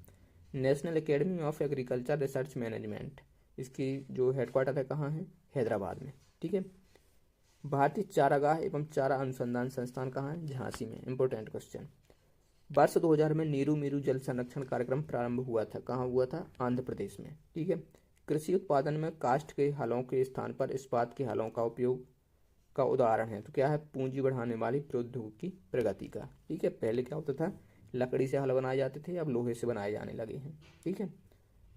अब हम बात करते हैं उद्योग क्षेत्र की। अब हमें स्टार्ट करना है उद्योग क्षेत्र, ठीक है, तो इसको देखते हैं। वर्ष 2024 के प्रारंभ में इस्पात उत्पादन में विश्व में सबसे ऊपर रहा तो कौन रहा? चीन। दूसरे स्थान पर कौन है? भारत, ठीक है, इस्पात उत्पादन में। बढ़ती हुई प्रतिस्पर्धा, माल की उत्पादकता में कमी, आर्थिक विकास में कमी तथा उच्च बेरोजगारी दर, ठीक है। औद्योगिक विकास और विदेशी व्यापार का लाभ है, क्या है? बढ़ी हुई प्रतिस्पर्धा। जो बढ़ी हुई प्रतिस्पर्धा है ये औद्योगिक विकास और विदेशी व्यापार का लाभ है, ठीक है। बाकी सब क्या है? हानियां हैं। कंपनियां प्रौद्योगिकी की मदद से कारोबारी प्रक्रिया की पुनर्रचना करती हैं, क्योंकि उपभोक्ता की मांग और अपेक्षाएं निरंतर बढ़ रही हैं, ठीक है, इसलिए प्रौद्योगिकी की मदद लेती हैं। कम लागत पर उत्पादों और सेवाओं में प्रतिस्पर्धा बढ़त प्राप्त करने हेतु सूचना प्रौद्योगिकी का लाभ उठाया जा रहा है, ठीक है। और अर्थव्यवस्था के विश्वव्यापी उदारीकरण के साथ परिवर्तन की दर तीव्र हो गई है, इस वजह से प्रौद्योगिकी है, टेक्नोलॉजी है, वो इस्तेमाल कर रही हैं कंपनियां, ठीक है। भारतीय दिवाला और शोधन अक्षमता बोर्ड IBBI दिवाला और शोधन अक्षमता की कार्यवाही देखरेख के लिए जिम्मेदार जो निकाय है वो है, ठीक है, नियामक निकाय। तो बिल्कुल सही है। जो बोर्ड है ये जो दिवाला और शोधन अक्षमता है इस पर कार्यवाही करता है, ठीक है। दिवाला से क्या तात्पर्य है? दिवाला को जो इंग्लिश में कहते हैं इंसॉल्वेंसी वर्ड है इसके लिए, ठीक है। तो इसका तात्पर्य क्या है? उस वित्तीय स्थिति से है जिसमें कोई व्यक्ति अथवा संस्था बकाया होने पर अपने ऋणों का भुगतान करने में असमर्थ होता है, ठीक है। जैसे किसी एक कंपनी ने है इसने 100 रुपये लोन लिया था। कितना रुपये? 100 रुपये। लेकिन ये अपना जो ऋण है इसको भुगतान करने में सक्षम नहीं है, ठीक है, तो वो किस कैटेगरी में आ जाएगी? इंसॉल्वेंसी, ठीक है, दिवाला में। देश में सबसे अधिक सूती वस्त्र तैयार कहाँ होते हैं? तो पावर लूम सेक्टर में, ठीक है, जो पावर लूम सेक्टर है इसमें सबसे अधिक सूती वस्त्र तैयार किए जाते हैं। व्यापार एक ऐसी अवधारणा है जिसके अंतर्गत किया जाता है, क्या किया जाता है? वस्तुओं का क्रय विक्रय संबंधी जो क्रियाएं हैं वो व्यापार के अंतर्गत होती हैं। इंटरनेट के माध्यम से वस्तुओं एवं सेवाओं का आदान प्रदान या व्यापार तथा धन एवं डेटा का प्रसारण क्या है? ई कॉमर्स है, ठीक है। ई कॉमर्स का आयाम सक्षम है, क्या है? व्यापार के लिए विश्वव्यापी पहुंच, ठीक है, विश्व में कहीं भी व्यापार ई कॉमर्स के माध्यम से किया जा सकता है। उद्यमिता को बढ़ावा देने हेतु स्टैंड अप इंडिया संबंधित है, किससे है? ये स्टैंड अप इंडिया योजना ये महिला उद्यमियों को सहायता प्रदान करता है। कौन सी महिला उद्यमी? जो एससी और एसटी वर्ग से आती हैं उनको, ठीक है। आगे बढ़ते हैं। 2024 में वैश्विक स्तर पर एक्सचेंजर सर्वाधिक मूल्यवान आईटी ब्रांड है, ठीक है। 2024 में वैश्विक आईटी सेवाओं में ब्रांड में टीसीएस दूसरे स्थान पर है, तो ये दोनों कथन यहाँ पे बिल्कुल सही थे, ठीक है, 2024 के संदर्भ में। सैद्धांतिक तौर पर कारपोरेट सामाजिक उत्तरदायित्व, जिसे सीएसआर कहते हैं, का अर्थ क्या है? कि सामाजिक जिम्मेदारियों का निर्वहन करते हुए कारोबार करना, ना कि समाज पर उपकार करना, ठीक है। तो जो बड़ी कंपनियां होती हैं उनके लिए सीएसआर निश्चित किए जाते हैं, ठीक है, कि इतनी अब इन प्रॉफिट का कम से कम 2% वो अपने जो अपने जिस भी क्षेत्र में काम करना चाहें 2% की राशि उसमें वो व्यय करें, ठीक है, लगभग 2% है, ठीक है। भारत में रबर टायर आधारित मेट्रो बनाया जा रहा है, कहाँ बनाया जा रहा है? नासिक में। ये दोस्तों पुराना डाटा है, तो आप इकोनॉमिक सर्विसेज को कंप्लीट करेंगे, ठीक है, जो ये रोजगार वगैरह है उससे आ जाएगा, आपका इकोनॉमिक सर्वे मिल जाएगा। भारत में अनियमित मजदूरी के संदर्भ में कथन सही है, क्या है? सभी अनियमित मजदूर हैं कर्मचारी भविष्य निधि सुरक्षा तथा विनियमित कार्य समय एवं समयोपरि भुगतान के हकदार हैं तथा सरकार अधिसूचना के द्वारा यह निर्दिष्ट कर सकती है कि कोई प्रतिष्ठान या उद्योग केवल अपने बैंक खातों के माध्यम से ही मजदूरी का भुगतान करेगा। तो जो अनियमित मजदूरी हैं उनके संदर्भ में जो कथन दिए गए हैं बिल्कुल सही है, ठीक है। गैस एवं जलापूर्ति, विद्युत विनिर्माण और खनन में से किसी एक को औद्योगिक उत्पादन निर्देशांक में शामिल नहीं किया गया है, तो किसे? गैस एवं जलापूर्ति को, ठीक है, विद्युत है, विनिर्माण है और खनन है उसमें। भारत में औद्योगिक उत्पादन सूचकांक जारी किया जाता है किसके द्वारा? नेशनल स्टैटिस्टिक जो ऑफिस है उसके द्वारा, ठीक है, एनएसओ के जो ऑफिस है उसके आर्थिक सांख्यिकी प्रभाग द्वारा, ठीक है। तो ध्यान रखना, औद्योगिक उत्पादन सूचकांक कौन जारी करता है? एनएसओ का आर्थिक सांख्यिकी प्रभाग, ठीक है। पेट्रोलियम एवं प्राकृतिक गैस नियामक बोर्ड पीएनजीआरबी का गठन किया गया था कब? 31 मार्च 2006 को यह अधिसूचित किया गया था अधिनियम के तहत, ठीक है, तो ध्यान रखना। जो अकुशल श्रम की ये जो यूपी में दी गई है, आप उत्तर प्रदेश का इकोनॉमिक सर्वे पढ़ेंगे, ठीक है, तो उसमें आपको मिल जाएगा ये।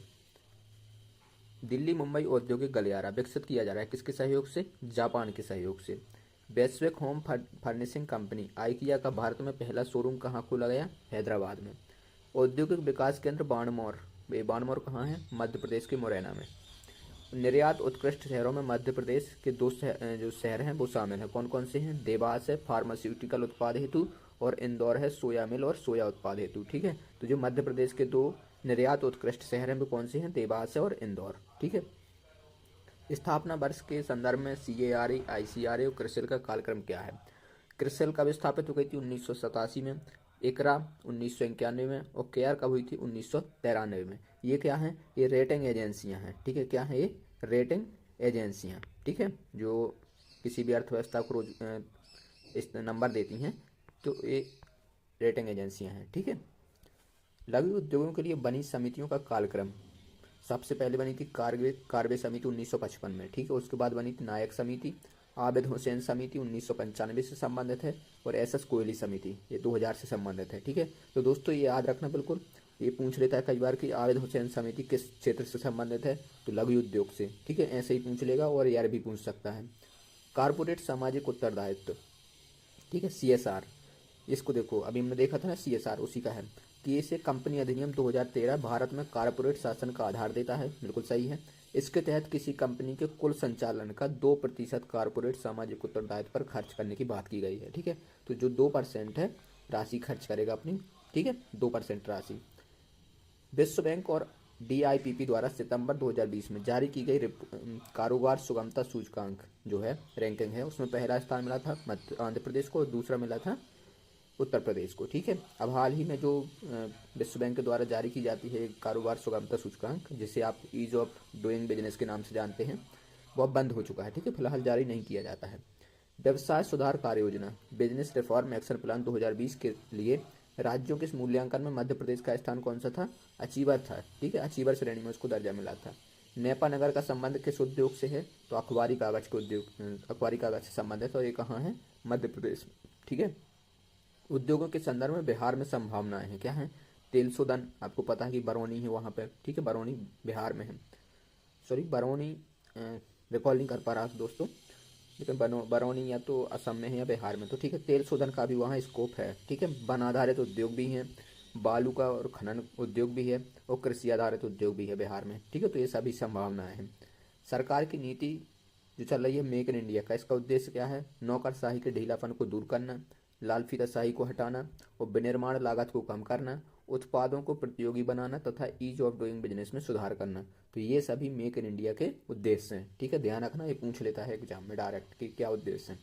Make in India, use of doing business, startup India तथा डिजिटल इंडिया में से औद्योगिक विकास के लिए प्रोत्साहित नहीं है। तो डिजिटल इंडिया है, ये औद्योगिक विकास के लिए प्रोत्साहित नहीं करती है। ठीक है, make in India, ease of doing business, startup India, ये तीनों ही औद्योगिक विकास को बढ़ावा देती हैं। ठीक है, आगे देखते हैं हम।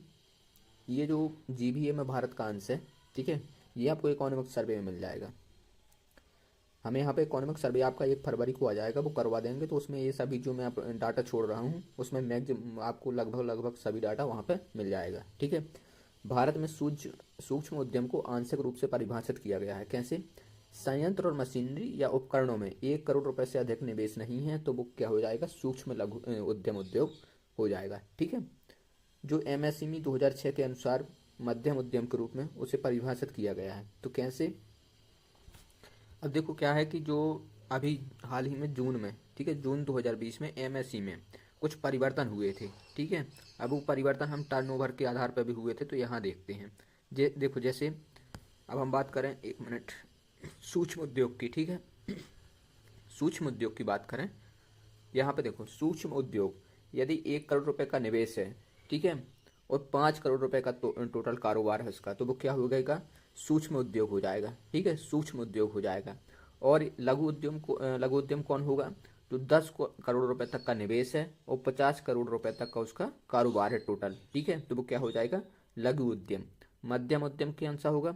जहाँ पे निवेश की सीमा 50 करोड़ रुपए है और कारोबार 250 करोड़ रुपए है, तो क्या हो जाएगा? ये मध्यम उद्योग हो जाएगा। ठीक है, तो ध्यान रखना, 1 करोड़ यहाँ पे निवेश है और मैक्सिमम 5 करोड़ इसका कारोबार है, तो ये क्या हो जाएगा? सूक्ष्म उद्योग। ठीक है, लघु में क्या है? 10 करोड़ निवेश और 50 करोड़ कारोबार हो, और मध्यम में है सीमा, जो निवेश की सीमा है वो 50 करोड़ है और कारोबार है इसका 250 करोड़। ठीक है, तो ये नया अपडेट है यहाँ पे, ये जो नई परिभाषा दी है MSME की गवर्नमेंट ने, वो है यहाँ पे। ठीक है, वर्ष 1991 की औद्योगिक नीति की अनेक बिंदुओं पर आलोचना हुई थी। ठीक है, ये आलोचनाएं कौन कौन सी हैं? तो जो औद्योगिक नीति आई थी 1991 में, इसकी आलोचना हुई थी। कैसे? अनिश्चित औद्योगिक विकास के कारण, ठीक है, विदेशी प्रतियोगिता से खतरा और विदेशी निवेश में गलत विश्वास, ठीक है, इनके आधार पर इसकी आलोचना हुई थी। अब हम देखो, ये दोस्तों हम देख चुके हैं अभी। ठीक है, जो MSME की नई सीमा है। आगे बढ़ते हैं। सूक्ष्म लघु एवं मध्यम उद्यम विकास अधिनियम पारित हुआ था, कब हुआ था? 2006 में। तो 2006 में इसकी स्थापना हुई थी।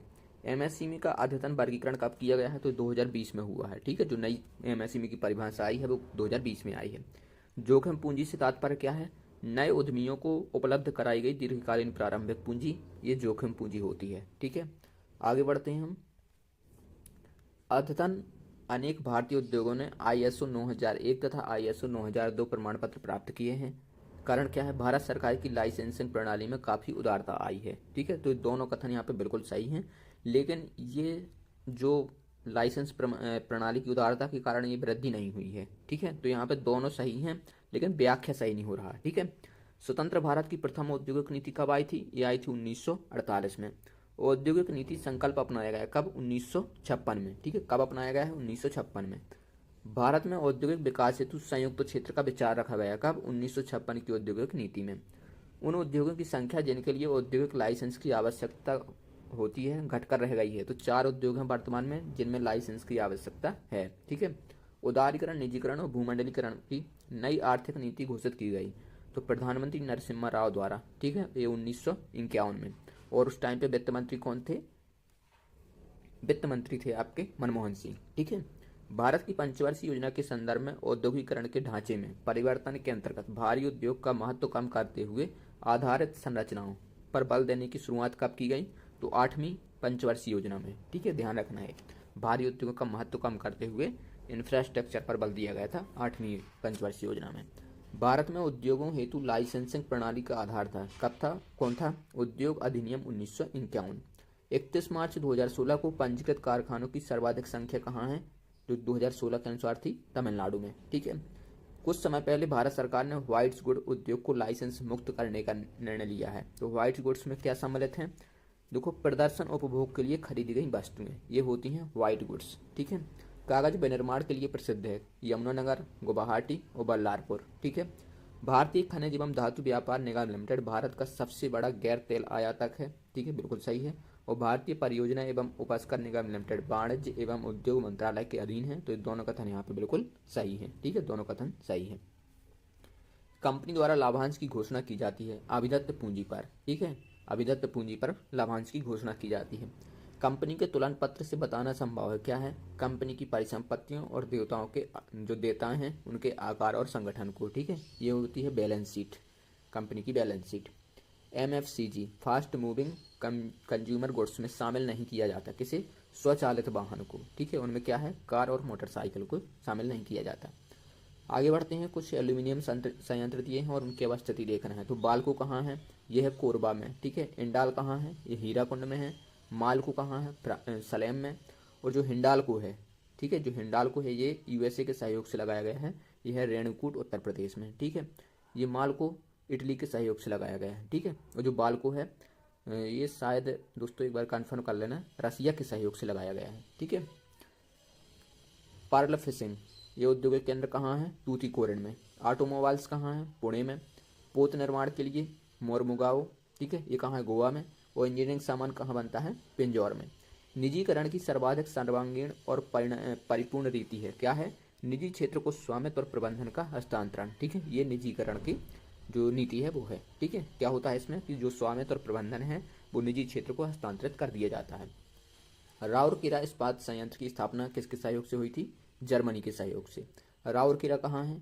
सॉरी, राउरकेला तो झारखंड में है, सॉरी पश्चिम बंगाल में है राउरकेला। ठीक है। तो राउरकेला का सहयोग देश कौन है? जर्मनी। और भिलाई का USSR, ठीक है, जो पूर्वी USSR था, ठीक है, वो इसका सहयोगी देश था। दुर्गापुर ये उत्तराखंड, सॉरी उत्तराखंड नहीं, यूनाइटेड किंगडम, ठीक है, यूनाइटेड किंगडम इसका सहयोगी था। बोकारो ये था USSR, ठीक है, USSR। आगे बढ़ते हैं। भिलाई किस कहाँ है? छत्तीसगढ़ में। बोकारो कहाँ है? झारखंड में। दुर्गापुर है पश्चिम बंगाल में। और राउरकेला है उड़ीसा में। ठीक है, सॉरी दोस्तों, मैंने पिछले लाइन में गलत बोल दिया था। राउरकेला कहाँ है? उड़ीसा में। ठीक है, जो राउरकेला है वो उड़ीसा में है।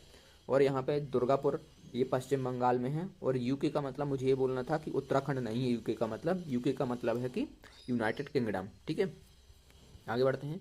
भारतीय हीरा संस्थान स्थापित किया गया है कहाँ? सूरत में।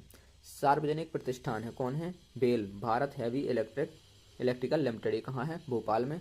ऑर्डिनेंस फैक्ट्री जबलपुर में है। ऑयल क्लाइड फैक्ट्री है नीमच में। ये तीनों स्थान कहाँ पे हैं? मध्य प्रदेश में। BSNL की स्थापना हुई थी कब? वर्ष 2000 में। भारत सरकार के सार्वजनिक क्षेत्र उपक्रम है, कौन है? Balmer Lawrie and Company Limited, Dredging Corporation of India और Education Consultants of India Limited. ठीक है, ये सभी सार्वजनिक क्षेत्र के उपक्रम हैं। वर्तमान में लघु क्षेत्र में विदेशी पूंजी निवेश की निर्धारित सीमा है, कितनी है? तो लघु क्षेत्र में 100%, ठीक है, पूरी तरीके से विदेशी निवेश से संचालित हो सकता है। कौन? लघु क्षेत्र। विशाखापट्टनम आंध्र प्रदेश में है, किस लिए फेमस है? या औद्योगिक केंद्र कौन सा उधर? पोत निर्माण का। ठीक है। ये मूरी कहाँ है? झारखंड में। और एल्यूमिनियम के लिए प्रसिद्ध है। गुड़गांव हरियाणा ये मोटर गाड़ियों के लिए प्रसिद्ध है। और पनकी है उत्तर प्रदेश में, ये उर्वरक के लिए प्रसिद्ध है। ठीक है। आंवला ये भी उत्तर प्रदेश में है, उर्वरक के लिए प्रसिद्ध है। मोदीनगर ये भी उत्तर प्रदेश में और रबर के लिए प्रसिद्ध है। बाराबांकी भी उत्तर प्रदेश में और पॉलीफाइबर के लिए। और कानपुर उत्तर प्रदेश में है विस्फोटक के लिए। ठीक है। जो स्थान दिए गए हैं सभी कहाँ से संबंधित हैं? यूपी से। बायोटेक्नोलॉजी पार्क कहाँ है? ये लखनऊ में है। ट्रोनिका सिटी गाजियाबाद में है। Plastic city Kanpur. और लेदर पार्क टेक्नोलॉजी उन्नाव। ठीक है। ये भी सभी क्या हैं? यूपी से है। लघु उद्योग में लघु क्षेत्र के लिए वस्तुओं का आरक्षण समाप्त करने की सिफारिश की थी। तो लघु उद्योग क्षेत्र में वस्तुओं का आरक्षण समाप्त करने की जो सिफारिश की थी आबिद हुसैन समिति ने। ठीक है। ये लघु उद्योग से संबंधित है। ये देखिए संबंध किससे है? लघु एवं मध्यम उद्योग से। ये क्वेश्चन पूछे जाते हैं एग्जाम में। ठीक है। ये दोस्तों नया डाटा है, आपको मिल जाएगा इकोनॉमिक सर्वे में। प्रारंभ में स्टार्टअप की विशेष जरूरतों को पूरा करने के लिए नए युवकों के वित्तीय विकल्पों हेतु सलाह दी। किसने दी? प्रणब मुखर्जी ने। ठीक है। स्टार्टअप की विशेष जरूरतों को पूरा करने के लिए भारत सरकार की एक पहल स्वयं। इसका क्या मतलब है? नागरिकों को वहन करने योग्य और गुणवत्ता वाली शिक्षा निःशुल्क उपलब्ध कराना। ठीक है। ये स्वयं का लक्ष्य है।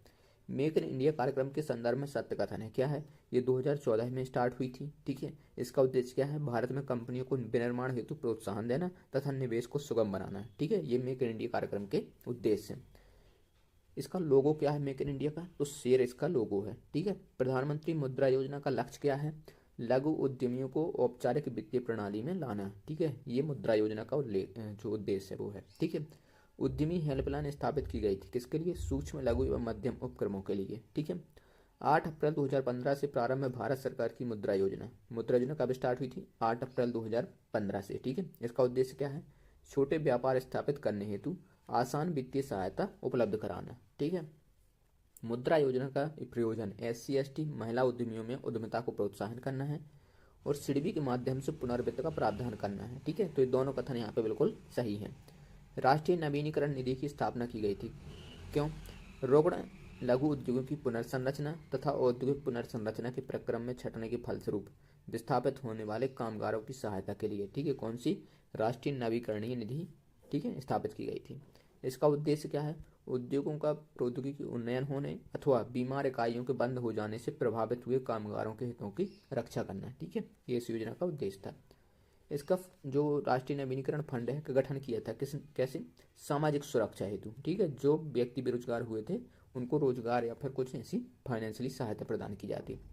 अधिकांश मामलों में लघु उद्योग बृहद उद्योगों जितने दक्ष और प्रतियोगी नहीं है, फिर भी सरकार छोटे व्यवसाय और प्रतिष्ठानों के प्रति तरजीही व्यवहार करती है और इनके अनेक प्रकार के उत्पादों के लिए आरक्षण प्रदान करती है। क्योंकि जो लघु उद्योग हैं वो प्रति इकाई पूंजी परिनियोजन के आधार पर अपेक्षाकृत अधिक रोजगार प्रदान करते हैं। ठीक है। तो जो लघु उद्योग में अधिक रोजगार मिलता है और अल्प कुशल जो कर्मी हैं उनको भी काम प्रदान किया जाता है। ठीक है। तो इसलिए इनको कुछ विशेष रियायतें दी जाती हैं।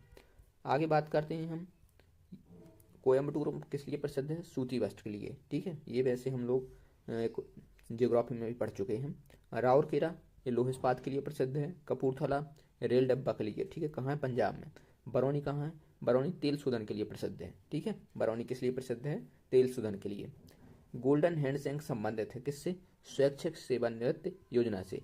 जैसे कोई व्यक्ति सेवा में है और वो स्वैच्छिक रूप से सेवानिवृत्ति चाहता है। ठीक है। तो गोल्डन हैंडशेक उसके लिए शब्दावली इस्तेमाल की जाती है। ठीक है। हजीरा और बरकर कारखाना कहाँ आधारित है? किस पे? प्राकृतिक गैस पर आधारित है। कच्छ की खाड़ी में स्थित कांडला प्रसिद्ध है। किसके लिए? निर्यात प्रसंस्करण क्षेत्र के लिए कांडला प्रसिद्ध है। ठीक है। एक बंदरगाह भी है। ये दोस्तों नया डाटा आपको मिल जाएगा इकोनॉमिक सर्वे में। ठीक है। सिंगरौली ये मध्य प्रदेश में है और कोयला के लिए प्रसिद्ध है। कजराहट ये चुनार उत्तर प्रदेश में है, सीमेंट के लिए प्रसिद्ध है। कोयली बड़ोदरा में गुजरात में है, तेल शोधन के लिए प्रसिद्ध है। और आणंद गुजरात में है, ये दुग्ध उत्पाद के लिए प्रसिद्ध है। ठीक है। जो अमूल डेयरी है वो कहाँ है? आणंद गुजरात में। नायक समिति का संबंध किससे है? लघु उद्योगों से। ठीक है। किससे है? लघु उद्योगों से। क्रिसिल एक वैश्विक क्रेडिट रेटिंग एजेंसी है जो अर्थव्यवस्थाओं के साथ साथ मूल्यांकन करता है। किसकी? कंपनी की साख की स्थिति का। ठीक है। तो जो क्रिसिल हमने अभी देखा था ऊपर, ये अर्थव्यवस्थाओं का मूल्यांकन करती है। आधुनिक सभ्यता के लिए सबसे मूलभूत उद्योग माना जाता है क्या? लोहा और इस्पात। ठीक है। ये आधुनिक सभ्यता के लिए सबसे मूलभूत उद्योग है। समाचारों में कभी कभी देखे जाने वाले आधार क्षय एवं लाभ स्थानांतरण पद का संदर्भ है, क्या है? बहुराष्ट्रीय कंपनियों द्वारा किए जाने वाले कर प्रवंचन पर प्रतिबंध लगाना। ठीक है, कर प्रवंचन क्या है? कर प्रवंचन है टैक्स की चोरी। ठीक है, भारत में सबसे महत्वपूर्ण लघु स्तर का उद्योग है, क्या है? हथकरघा उद्योग। ठीक है, सहकारी इकाइयों की दशा में विकास की ऊंची दर प्राप्त हुई है, किस क्षेत्र में? सूती वस्त्र के क्षेत्र में। भारत में उन फैक्ट्रियों में जिनमें कामगार नियुक्त हैं औद्योगिक विवादों, समापनों, छटनी और कामबंदी के विषय में सूचनाओं को संकलित करता है, तो श्रम ब्यूरो है। ठीक है, श्रम ब्यूरो क्या करता है? इन सभी के कोई भी समस्या आती है, औद्योगिक विवाद हो, समापन हो उनका, छटनी हो, ठीक है, जो कामगार हैं, या कामबंदी के विषय में जो भी सूचना है वो श्रम ब्यूरो प्राप्त करेगा। ठीक है, श्रम गहन उद्योग है, तो वो कौन सा है? जहाँ अधिक श्रम को रखा जाता है। ठीक है, तो श्रम गहन उद्योग हो जाएगा। ठीक है, औद्योगिक इकाइयों की स्थापना में तथा संबंधित समस्याओं में सहायता करने के लिए एक एजेंसी है, तो उद्योग बंधु एक ऐसी एजेंसी है जो औद्योगिक इकाई हैं उनकी स्थापना और किसी भी प्रकार की समस्या में उन्हें सहायता करता है। समूह जो औद्योगिक संबंध के सहभागीदार हैं, कौन है? श्रमिक और उनके संगठन, प्रबंधक एवं उनके संगठन, राज्य सरकार है और केंद्र सरकार है। ठीक है, ये भागीदार हैं, सहभागीदार। भारत में जिस उद्योग में अधिकतम श्रम लगे हुए हैं वो कौन है? कपड़ा उद्योग। ठीक है, ध्यान रखना, इंपॉर्टेंट क्वेश्चन है, एग्जाम में बनता है। ठीक है, सबसे अधिक श्रमिक किस उद्योग में लगे हैं? कपड़ा उद्योग में। कृषि क्षेत्र के बाद भारत में सर्वाधिक रोजगार कौन प्रदान करता है? कपड़ा उद्योग। ठीक है, कृषि के बाद रोजगार की बात करें, ठीक है, वो अधिक श्रम कहाँ लगे हुए हैं? कपड़ा उद्योग में। ठीक है, भारत में यहाँ पे दोस्तों इस दोनों ऑप्शन में ना थोड़ा सा डाउट है। ठीक है, इसको एक बार आप लोग गूगल से सर्च करके थोड़ा सा मैच कर लीजिएगा। ठीक है, भारत में जो भारतीय लघु उद्योग है वर्तमान में, उनमें प्रमुख समस्याएं क्या हैं? तो पूंजी का अभाव है, विपणन की समस्या है, कच्चे माल का अभाव है, आधारभूत संरचना की बाधा है, सीमा शुल्क नीति, विलंबित भुगतान, रुग्णता की समस्या और निम्न स्तरीय आंकड़ों की उपलब्धता। ये सभी वर्तमान में लघु उद्योगों की समस्याएं हैं। भारत जैसे विकासशील देश के लिए लघु स्तरीय व कुटीर उद्योगों को मुख्यतः इसलिए प्रोत्साहन करना चाहिए क्योंकि वे अधिक रोजगार के अवसर सृजन करते हैं। ठीक है, अभी हम ऊपर कुछ देर पहले इसको देख भी चुके हैं। क्योंकि कुछ रियायतें क्यों दी जाती हैं लघु स्तरीय उद्योगों को? क्योंकि रोजगार के अधिक अवसर उपलब्ध कराते। वित्त, विपणन, कच्चा माल और हड़ताल तथा तालाबंदी में से एक लघु उद्योग की समस्या नहीं है, तो हड़ताल एवं तालाबंदी, ठीक है, लघु उद्योग की समस्या नहीं है। पिछले कुछ वर्षों से भारतीय औद्योगिक क्षेत्र में संविदा तथा अधिग्रहण की घटनाएं हो रही हैं। भारत में एकाधिकार एवं प्रतिबंधित व्यापार अधिनियम में पर्याप्त ढील दी गई है। तो ये जो कथन है ये तो सही है। ठीक है, जो औद्योगिक सम्मेलन हैं या अधिग्रहण की घटनाएं हैं ये बढ़ रही हैं। ठीक है, ये घटनाएं हो रही हैं, लेकिन ये कारण सही नहीं है यहाँ पर। ठीक है, तो ये कारण हो जाएगा आपका गलत। ठीक है, ये कारण आपका गलत है। कारपोरेट सोशल रिस्पॉन्सिबिलिटी संबंधी कानून सबसे पहले बना, तो कहाँ बना है? सबसे पहले भारत में। ठीक है, अभी हमने देखा था ना CSR, ये सबसे पहले कहाँ बना था? भारत में। वर्ष 2023 के अनुमानित आंकड़ों के अनुसार भारत में चीनी का सबसे बड़ा उत्पादक राज्य कौन है? महाराष्ट्र। चीनी को नियंत्रण मुक्त करने के लिए बनी समिति कौन थी? उसके थे अध्यक्ष कौन थे? सी रंगराजन। ठीक है, जो समिति बनी थी चीनी को नियंत्रण मुक्त रखने के लिए, वो सी रंगराजन की अध्यक्षता में। कटनी किस लिए प्रसिद्ध है? सीमेंट उद्योग के लिए है मध्य प्रदेश में। सूरत गुजरात में है, सूती वस्त्र के लिए प्रसिद्ध है। चरखे किस लिए? सीमेंट उद्योग के लिए। और ध्रुव रिएक्टर ये कल्पक्कम में है। ठीक है, ये तमिलनाडु। ठीक है, तो ध्रुव रिएक्टर कहाँ है? तमिलनाडु में। आगे देखते हैं उद्योग और उत्पादन केंद्र। जूट का सामान कहाँ बनता है? टीटागढ़ में। ठीक है, ये ध्यान रखना, टीटागढ़ बहुत इंपॉर्टेंट है। रेशमी वस्त्र बंगलुरु में, ऊनी वस्त्र लुधियाना में, और ऊनी कालीन कहाँ बनती है? भदोही। ठीक है, रेणुकूट स्थित एल्यूमिनियम की फैक्ट्री हिंडाल्को का वहाँ स्थित होने का मूल कारण क्या है? तो बिजली की प्रचुर मात्रा प्राप्त है उधर। ठीक है, वो किससे मिलती होगी? तो वहाँ पे आपने देखा होगा कि रेणुकूट जो है उधर पे एक है सिंगरौली नाम से विद्युत केंद्र भी है। ठीक है, उत्तर प्रदेश में।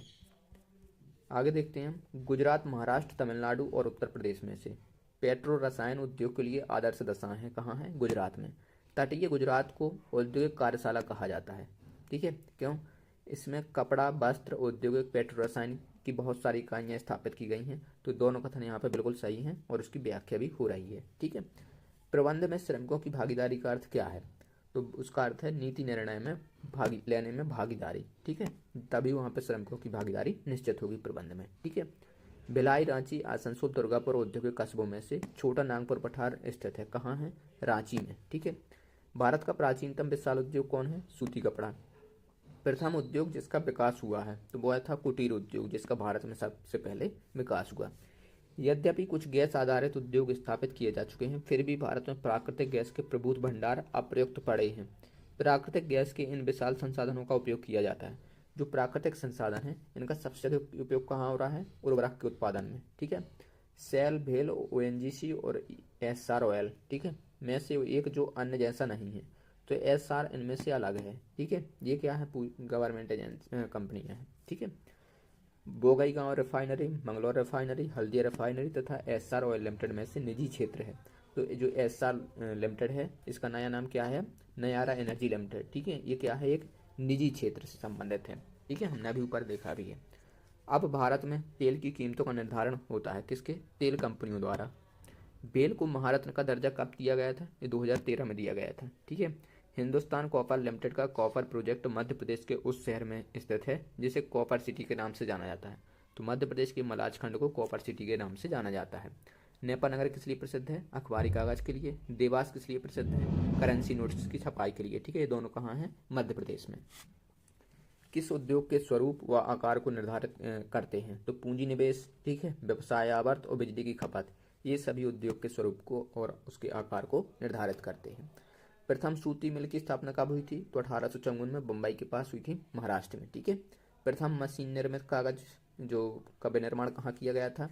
तो मशीन निर्मित कागज का विनिर्माण किया गया था दसरा, पश्चिम बंगाल में। ठीक है, कब? 1832 में। प्रथम सीमेंट फैक्ट्री की स्थापना कब हुई थी? 1904 में, और मद्रास के पास तमिलनाडु में। ठीक है, कहाँ कब हुई थी? मद्रास के पास तमिलनाडु में 1904 में। भारत में औद्योगिक उत्पादन सूचकांक में विनिर्माण, खनन, विद्युत तथा विनिर्माण में से एक गतिविधि सम्मिलित नहीं है। तो इसमें निर्माण सम्मिलित नहीं है। जो औद्योगिक उत्पादन सूचकांक है इसमें निर्माण सम्मिलित नहीं है। और जो औद्योगिक उत्पादन सूचकांक है ये आधार वर्ष कब है इसका? तो 2016 है। ठीक है, सार्वजनिक क्षेत्र के उपक्रम बीएसएनएल, एनटीपीसी, बीएचईएल तथा भारतीय स्टेट बैंक में से एक सरकार की 100% शेयर पूंजी है तो बीएसएनएल में है। ठीक है, जो बीएसएनएल है उसमें है। बीएसएनएल है किसकी है? ये टाटा समूह का। ठीक है, मुद्रा विशेष आर्थिक क्षेत्र लिमिटेड ये अडानी समूह से संबंधित है। सीएमसी लिमिटेड ये टाटा समूह से, और आईपीसीएल ये रिलायंस समूह से संबंधित है। ठीक है, आगे देखते हैं हम। सूचना प्रौद्योगिकी भारत में बहुत सी तेजी से क्रियाकलाप का एक अति महत्वपूर्ण विषय क्षेत्र बनती जा रही है, जो सूचना प्रौद्योगिकी है। ठीक, तो बिल्कुल सही है, भारत में वर्तमान में बहुत तेजी से बढ़ रहा है। ठीक है, सॉफ्टवेयर देश के महत्वपूर्ण निर्यातों में से एक है और भारत का हार्डवेयर बहुत सशक्त आधार है। तो ये गलत कथन है। ठीक है, ये आपका जो ये कथन है वो सही है, कारण इसका गलत है। भारत में प्रथम राष्ट्रीय निवेश और विनिर्माण क्षेत्र का गठन किए जाने के लिए प्रस्ताव दिया गया था। कहाँ? आंध्र प्रदेश में। ठीक है, प्रथम। भारत में विनिवेश अर्थव्यवस्था के उदारीकरण की प्रक्रिया का एक समाहित अंग है। इससे प्राप्त आय को राज्य द्वारा घोषित नीति के अनुसार उपयोग में लाया जाता है। तो जो भारत में विनिवेश है ये अर्थव्यवस्था के उदारीकरण की एक प्रक्रिया का समाहित अंग है।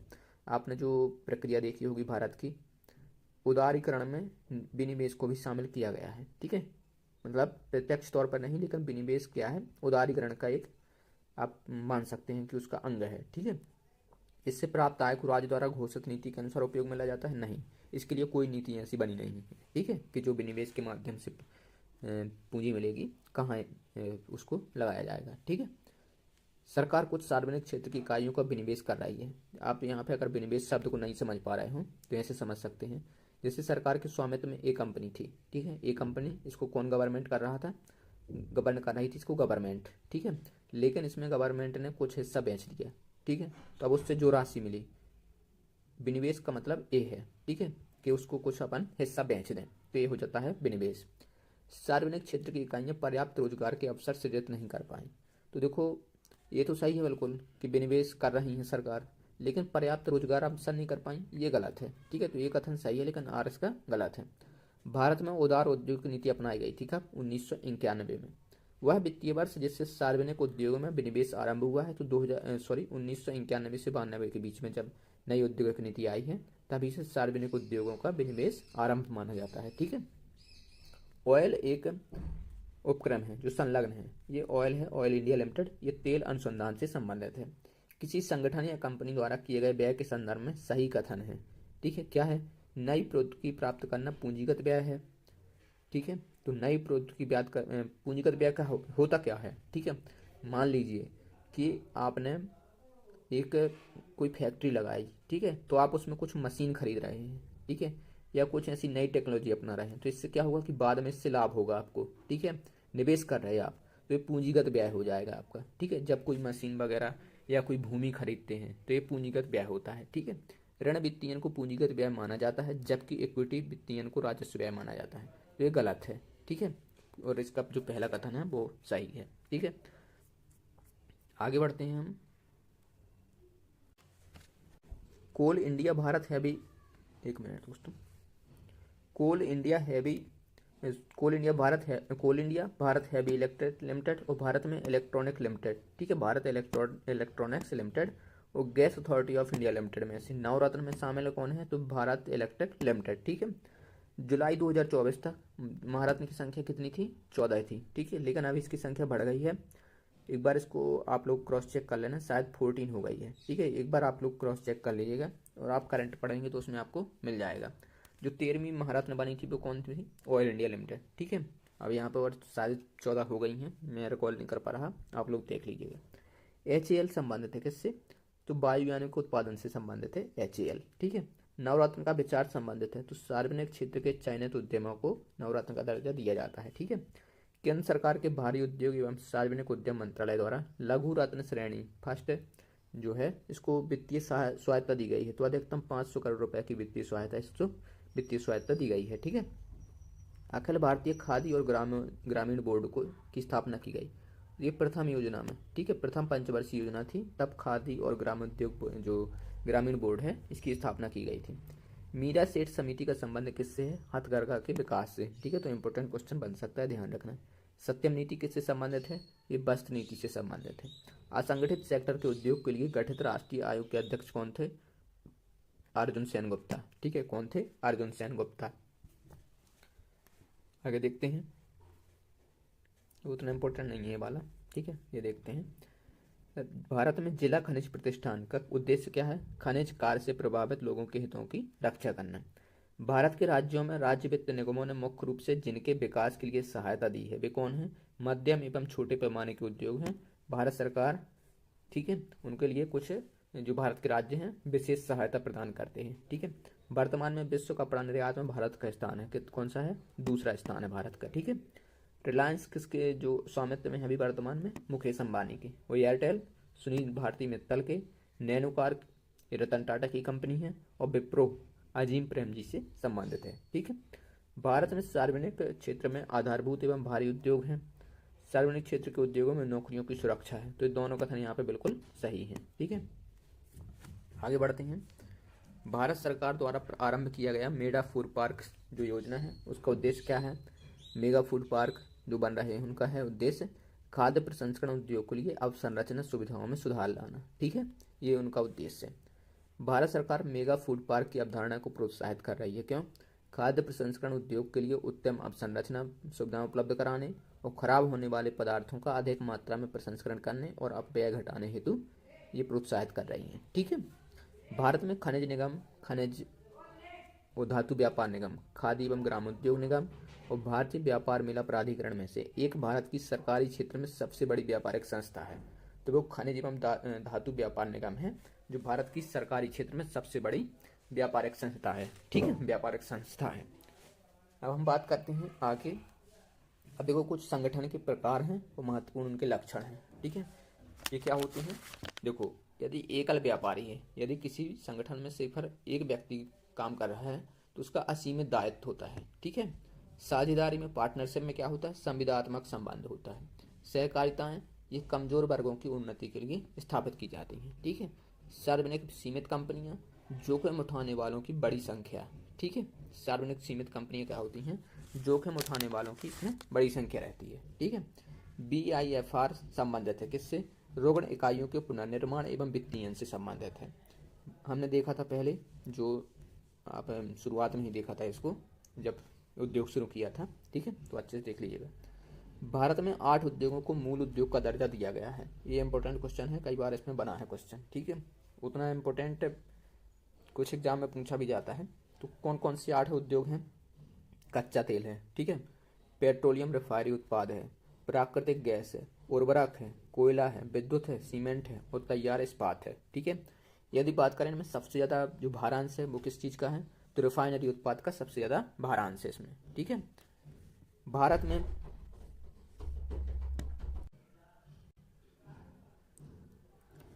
ठीक है, आगे देखते हैं। भारत में पर्यटन और होटल उद्योग के लिए विकास की जिम्मेदारी है किसकी है, आईटीडीसी की। ठीक है। वित्तीय उत्प्रेरक की समुचित व्याख्या है क्या है, यह सरकार की गहन निश्चयात्मक कार्रवाई है जिसका लक्ष्य देश में आर्थिक गतिविधियों को बढ़ावा देना है। ठीक है। विनिर्माण क्षेत्र के विकास को प्रोत्साहित करने के लिए भारत सरकार की नई नीतिगत पहलें हैं, कौन सी हैं, राष्ट्रीय निवेश तथा विनिर्माण क्षेत्र की स्थापना, एकल खिड़की मंजूरी, ठीक है, जिसे सिंगल विंडो क्लियरेंस कहते हैं, की सुविधा प्रदान करना और प्रौद्योगिकी अधिग्रहण तथा विकास कोष की स्थापना करना। ठीक है। तो विनिर्माण क्षेत्र के प्रोत्साहन के लिए ये सब भारत सरकार नीतिगत पहलें चला रही है। ठीक है।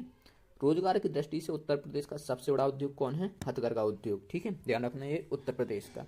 उत्तर प्रदेश में लघु एवं मध्यम उपक्रमों को जिसके द्वारा दीर्घकालीन ऋण उपलब्ध कराया जाता है वे हैं कौन कौन से हैं, उत्तर प्रदेश लघु उद्योग निगम, उत्तर प्रदेश औद्योगिक विकास निगम और उत्तर प्रदेश वित्तीय निगम। ठीक है। औद्योगिक विकास की दृष्टि से उत्तर प्रदेश का सर्वाधिक विकसित क्षेत्र कौन है, तो पश्चिमी उत्तर प्रदेश क्षेत्र जो है क्षेत्र है, ये सबसे ज़्यादा औद्योगिक दृष्टि से विकसित क्षेत्र है। ठीक है। आगे बात करते हैं, गोस्वामी समिति किससे संबंधित है, औद्योगिक रुग्णता की समस्या से। ठीक है। औद्योगिक रुग्णता क्या होती है, जैसे कोई कंपनी बंद होने की कगार पे आ जाए। ठीक है, तो ये है। जानकी रमन समिति, ये शेयर घोटाले की जांच पड़ताल के लिए बनी थी। मल्होत्रा समिति, ये बीमा क्षेत्र में सुधार से संबंधित है। और तारापुरे समिति, ये बैंकों में पूंजीगत खाते में रुपए की परिवर्तनशीलता पर, जो परिवर्तनीयता पर सलाह हेतु ग्राहक सेवा प्रदान करने के लिए थी। ठीक है। जो बैंकों में पूंजी की परिवर्तनशीलता होती है खातों में। ठीक है। पूंजी खाते दो प्रकार के होते हैं, पूंजीगत खाता और होता है एक चालू खाता। ठीक है। तो पूंजी खाते में जो पूंजी की परिवर्तनीयता है उसके लिए बनी थी तारापुरे कमेटी। ठीक है। आगे बात करते हैं, सूचना तकनीकी नीति कब बनी थी, 2000 में, खनिज नीति 2011 में, होटल नीति 2006 में, औद्योगिक एवं निवेश प्रोत्साहन नीति 2010 में। ठीक है। तो दोस्तों हमने यहाँ पे 2 टॉपिक आपके कंप्लीट कर लिए हैं। ठीक है, 2 क्या 3 टॉपिक हो गए हैं। अब हम तृतीयक क्षेत्र की जो वो है वो अगली वीडियो से स्टार्ट करेंगे। यदि आपको वीडियो पसंद आया हो, ठीक है, तो कमेंट जरूर कीजिएगा और यदि कुछ सुधार की आवश्यकता है तो उसके लिए भी आप सजेशन दे सकते हैं। ठीक है, कमेंट बॉक्स में। तो चलिए फिर मिलते हैं नेक्स्ट वीडियो में। आप देखते रहें वीडियो। धन्यवाद। यहाँ पे एक बात और आप लोग सुन लीजिए थोड़ा सा, कि यहाँ पे जो ये पीडीएफ दी गई है पुरानी थोड़ा सा पीडीएफ है, 2024-25 की है। ठीक है। तो इसमें जो 2025 का डाटा नहीं है वो इसमें सम्मिलित नहीं है और इकोनॉमी में सबसे ज़्यादा इम्पोर्टेंट डाटा ही है। ठीक है। तो आप क्या करना कि जो आप इकोनॉमिक सर्वे आएगा अभी 1 फरवरी को, ठीक है, 1 फरवरी को आ जाएगा, तो आप उससे पढ़ेंगे तो इसमें जो मैं चीज़ें छोड़ रहा हूँ वो वहाँ से आप अपडेट हो जाएंगी। ठीक है, उसकी चिंता आप नहीं करना, वो इकोनॉमिक सर्वे में सभी डाटा दिया हुआ होगा। ठीक है। अब जैसे तृतीय क्षेत्र है, इसमें अभी शुरुआत में ही ये डाटा है, ये आपको इकोनॉमिक सर्वे मिल जाएगा। ठीक है, तो आप वहाँ से देख सकते हैं। ठीक है, इतना ही बोलना था। ठीक है, धन्यवाद दोस्तों।